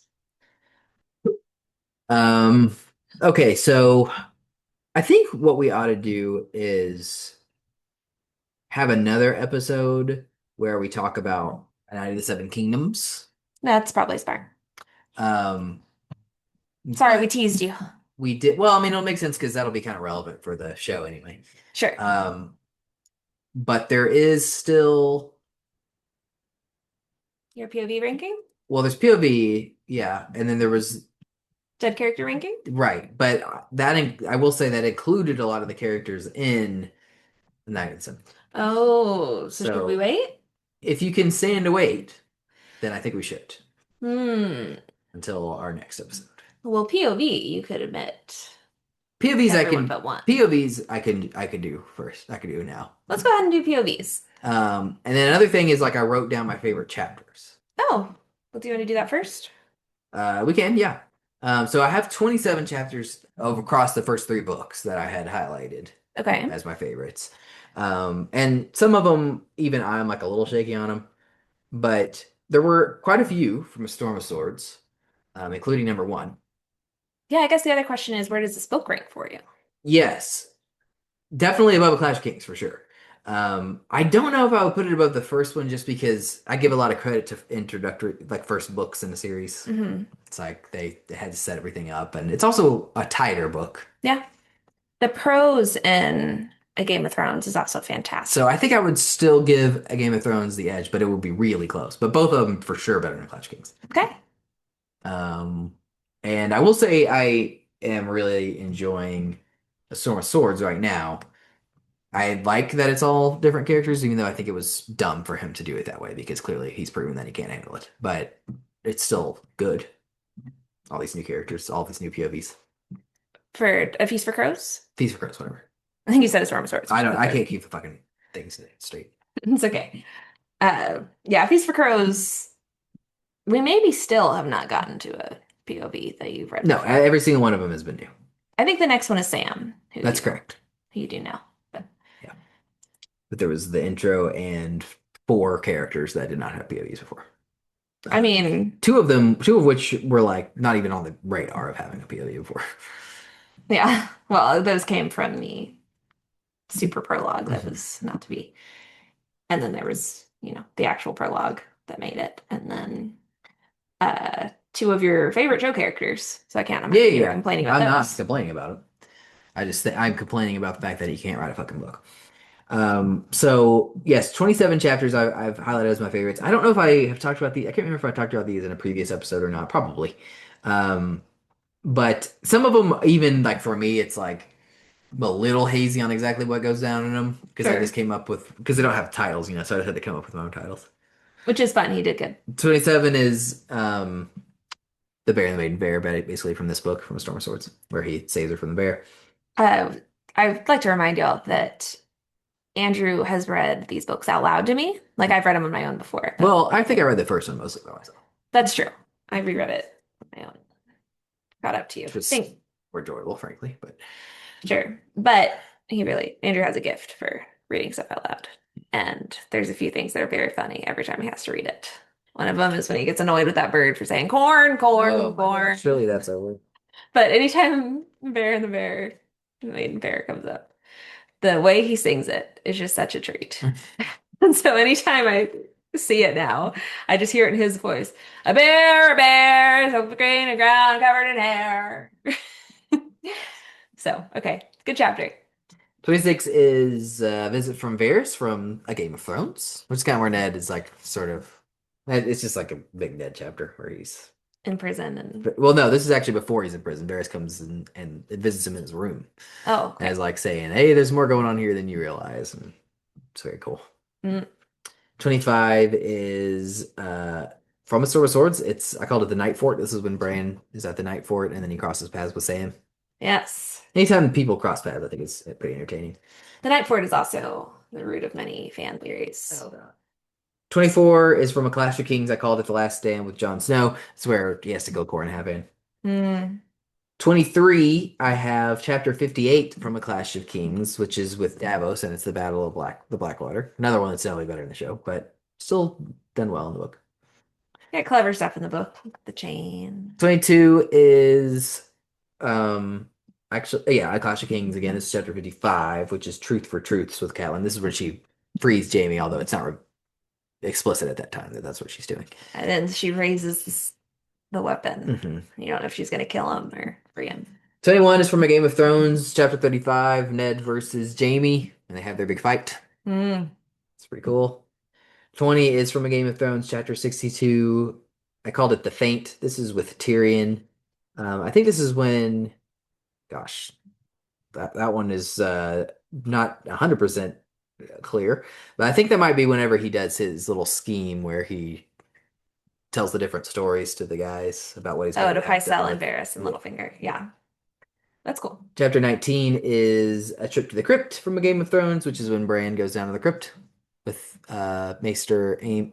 No, what's the Maester up there? Lewin. Lewin. And they find his brother down there.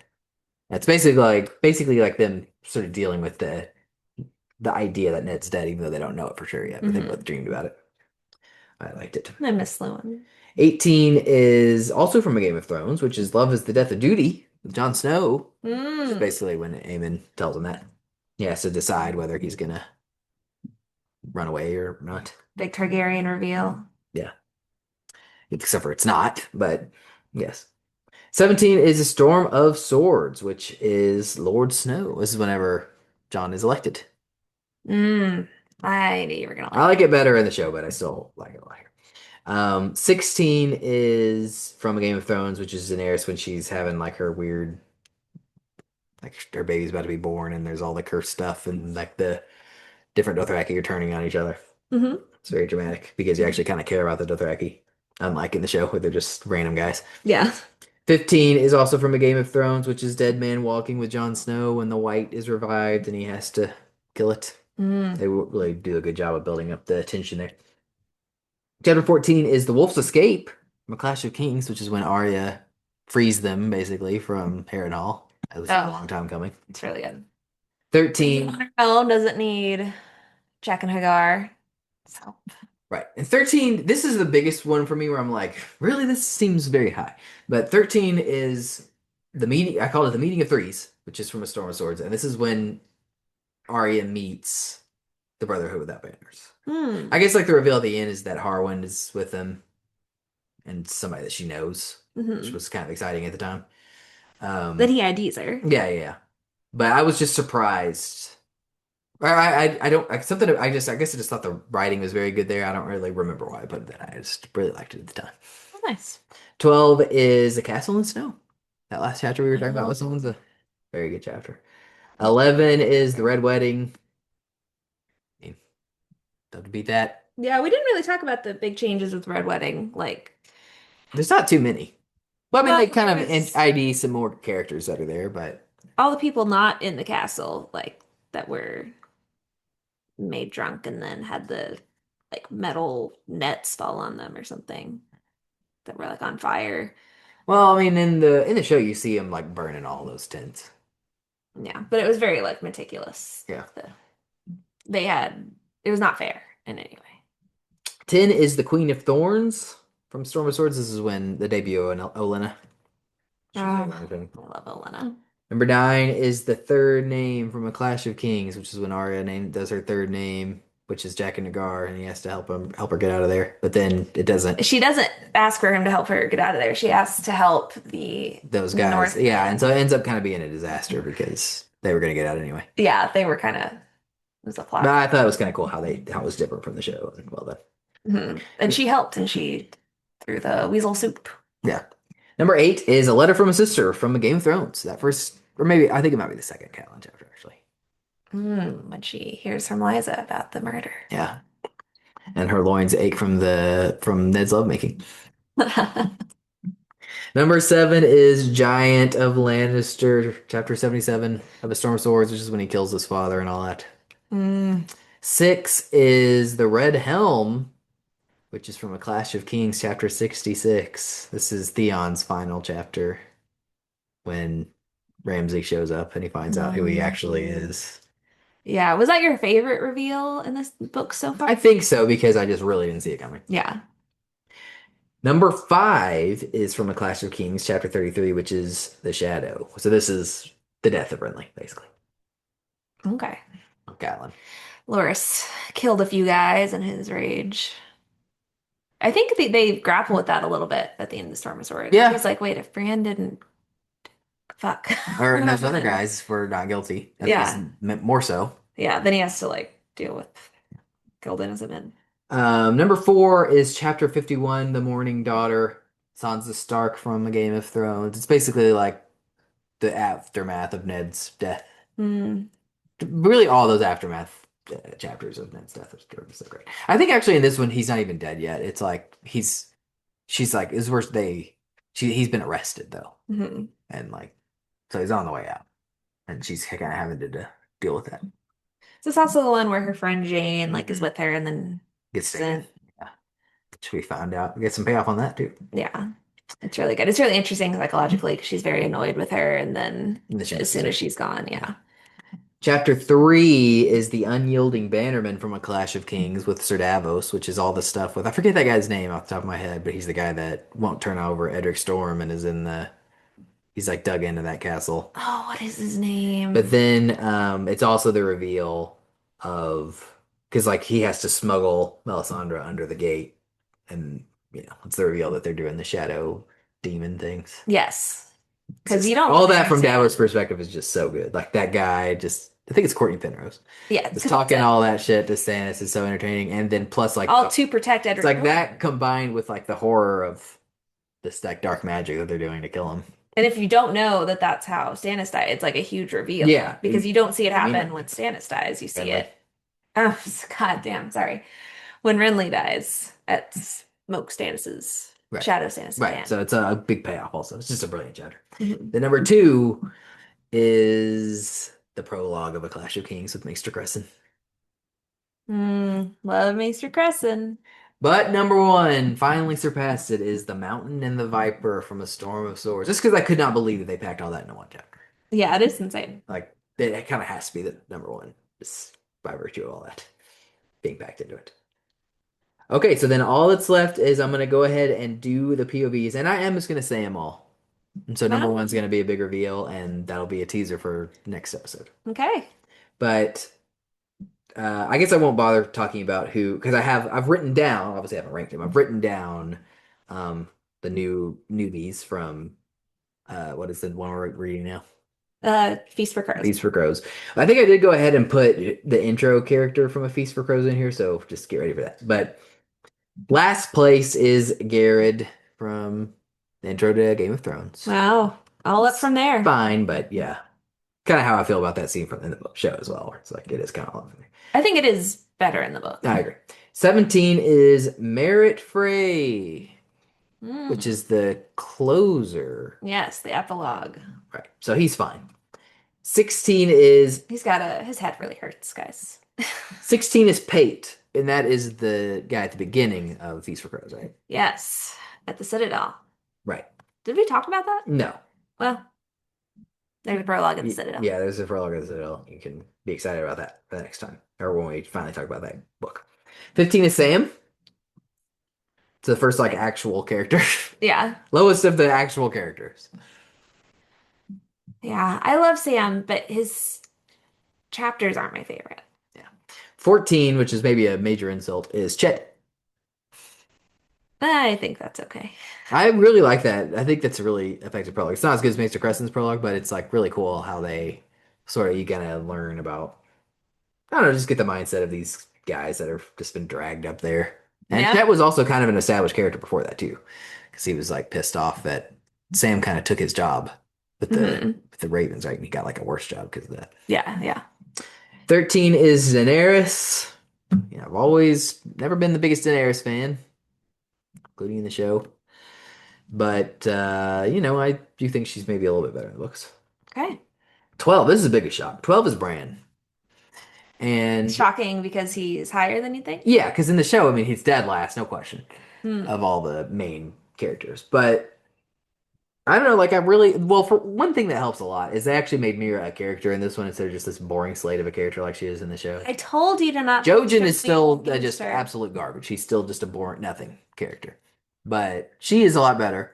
And then it's kind of through them that you get. I mean, I can't stand all the stupid dream crap, but you do get like some actual cool stuff with them in terms of there's that story that she tells about the thing that you care so much about, the tourney. And then there's like the thing where he crosses paths with John, even though they don't like actually see each other. Yeah. And then this one where Sam comes in. It's like he just kind of had better chapters than I was expecting in Feast for Crows, Storm of Swords, whatever. Storm of Swords is what we just read. Whatever the third one is. And I actually like some of his stuff in the first book too. Oh yeah. And maybe even the second book. It's just like it's somehow not as bad in the books as it is in the show. So you get Lewin through. You love Lewin. Yeah. So there's a big jump though to number 11. Number 11 is Jamie. Whoa, that's pretty low for Jamie. Yeah. I guess, I think he stands to go up. The stuff that I've enjoyed the most from him, honestly, is the stuff at the end that wasn't in the show. And I know that surely he's not going to be making a stupid trip to Dorne like happens in the show. No. So I'm very curious to see what he actually does while that crap is going on. Yeah. I still think he peaked in this book. Oh, okay. But... Well, he does have a lot of character development stuff. I guess maybe part of my thing with him is like he did not exceed my expectations of like he's basically exactly as good as he was in the show. But I did like I said, the stuff at the end that wasn't in the show was very interesting. Yeah. Number 10 is Eddard Stark, which is also very low considering how much I love him in the show. Yeah. Who's your favorite character? Very good, but he is held back to a degree. Like all of these characters, really, if you think about it, like these are all one book characters that I've mentioned so far, except for Bran and Daenerys. Yeah. But like Sam, he's only had one book so far. Jamie's only had one book. Ned only gets one book, and so they are. I think it kind of works to the advantage of the other characters that you spend more time with them. Sure. But his stuff is really good. I do think he's a better character in the show. Number 9 is Theon Greyjoy. I really enjoyed the Theon Greyjoy stuff. I liked his psychology. I really liked the Reek twist. And I just, all of the stuff that he does in the, I love his character in the show anyway, like where he ends up. But all of the stuff that he does in the book is way more interesting than it was in the show in season 2. So. And you just have no idea where he is in the Storm of Swords. I imagine he's getting fucking tortured, but that's all that for that. Number 8, my favorite character in the show is Jon Snow. Number 8 for the POVs in the books. Part of that is because his stuff is definitely worse than it is in the show, because it's like they designed him to be the best character in the show, and he is the best character in the show. But in the book, he's just designed like any of the other characters. And there is some stuff that is better, but not a lot. A lot of it is bad in the show, I think. Okay. And it's still really awesome, the stuff that they do in the book. So he still, does pretty well. He's in the top half. I think Theon and up is technically the top half of this list. But yeah, he doesn't blow me away like he doesn't. Like in the show, watching like season 4 and season 5, I was like, I cannot believe how awesome this character is. Well, I can't wait to see what you think of him in Dance of Dragons, because he is a little bit more, he's a little rougher. Great. The show version. All of them. Or makes it a little more sense. 7 is Arya, which, she's a major character in all 3 books, so she's had a lot of time. Yes. And she's up and down. Like she has highs and lows for sure. But generally, I guess they've kind of made her a little bit more interesting in the books than in the show, in the sense that they spend a lot more, all of her arcs, you spend more time with them, except for maybe the one where she's the cupbearer. That went on for a long time in the show. Yes. But because they made it Tywin right, instead so, of and it was better. But other than that, all of her little arc, maybe the Hound, like seemed like she was with the Hound a long time in the show, which they maybe abbreviated in the books. But well, yeah, because they stretched that out to a whole season.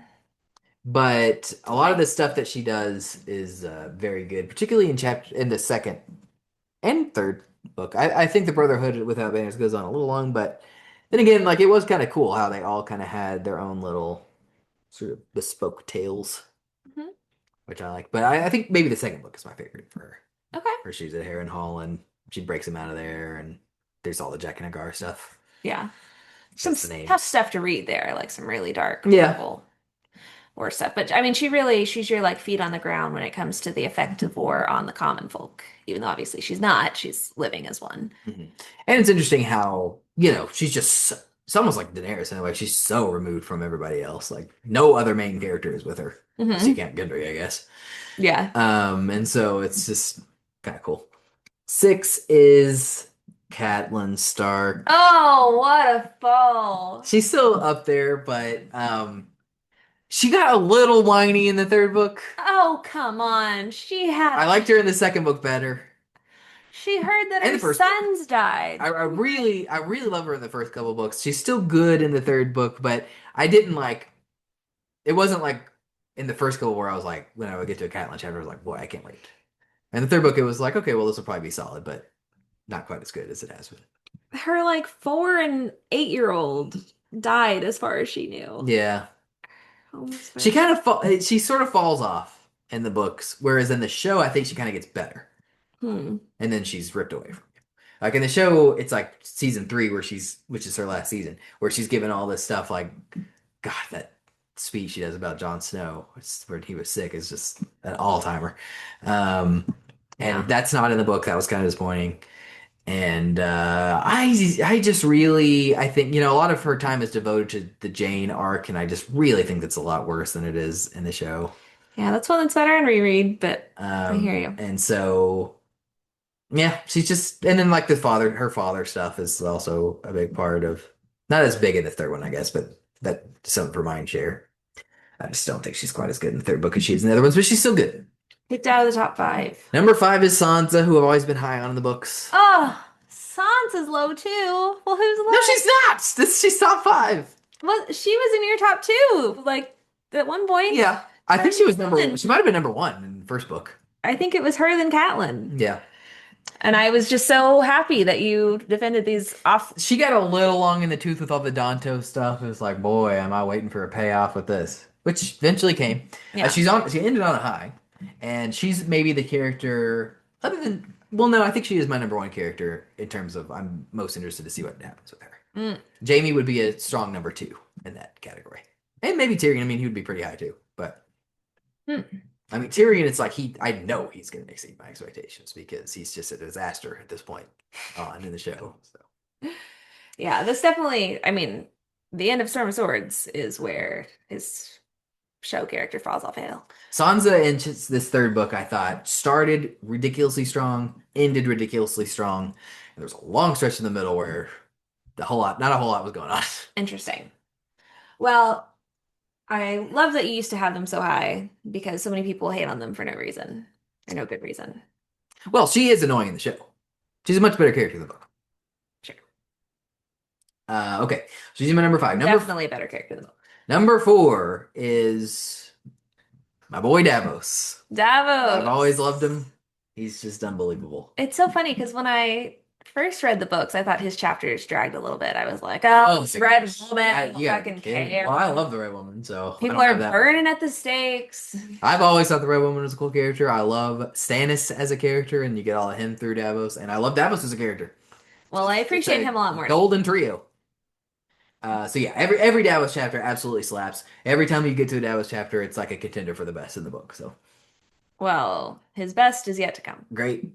3 is Maester Cresson, the prologue to A Clash of Kings. I really think that chapter is that good.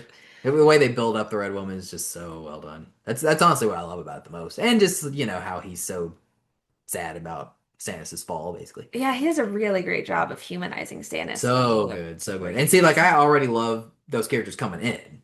Mm-hmm. And so, like, to see how, like, this was my introduction to them in the book, and to see it done so well, I was like, oh my gosh, this is so good. Yeah. He's on number 3. Number 2 is definitely the biggest jump. Number 2, I had to give it to Tyrion because he's just like ridiculously awesome in this book. Yeah, I remember in the second one, which is maybe the one where he has the most chapters in 2. Yeah, and I thought it was too many.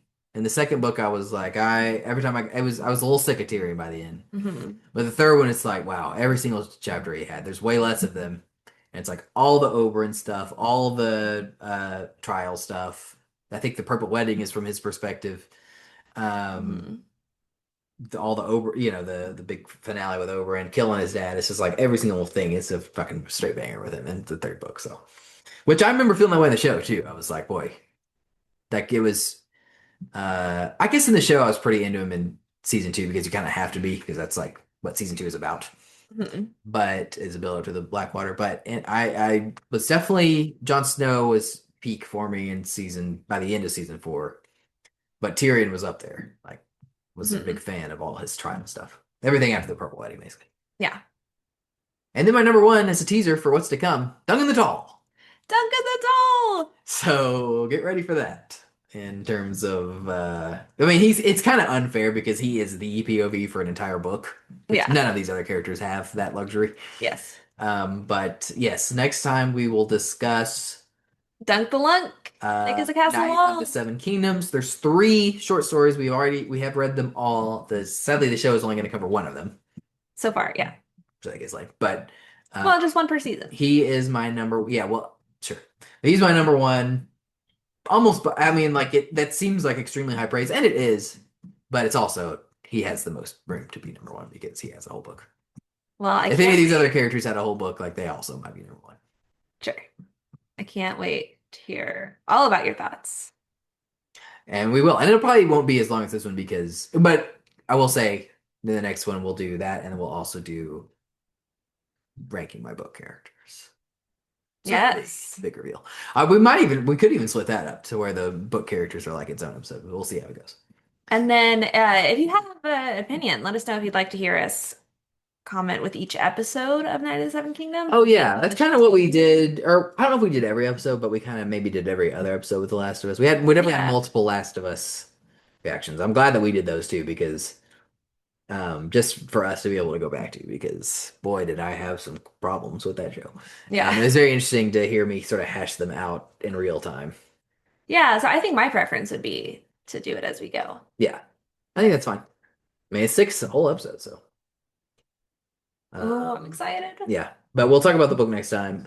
And I will say, as a teaser, I have finished finally. It's been something I've been working on a long time. That the end of my top 100 artist list. So I've already done episodes talking about basically 100 through 20, and then I have finished The top 20. writing my stuff on the top 20. So that'll be an episode coming up very shortly, also.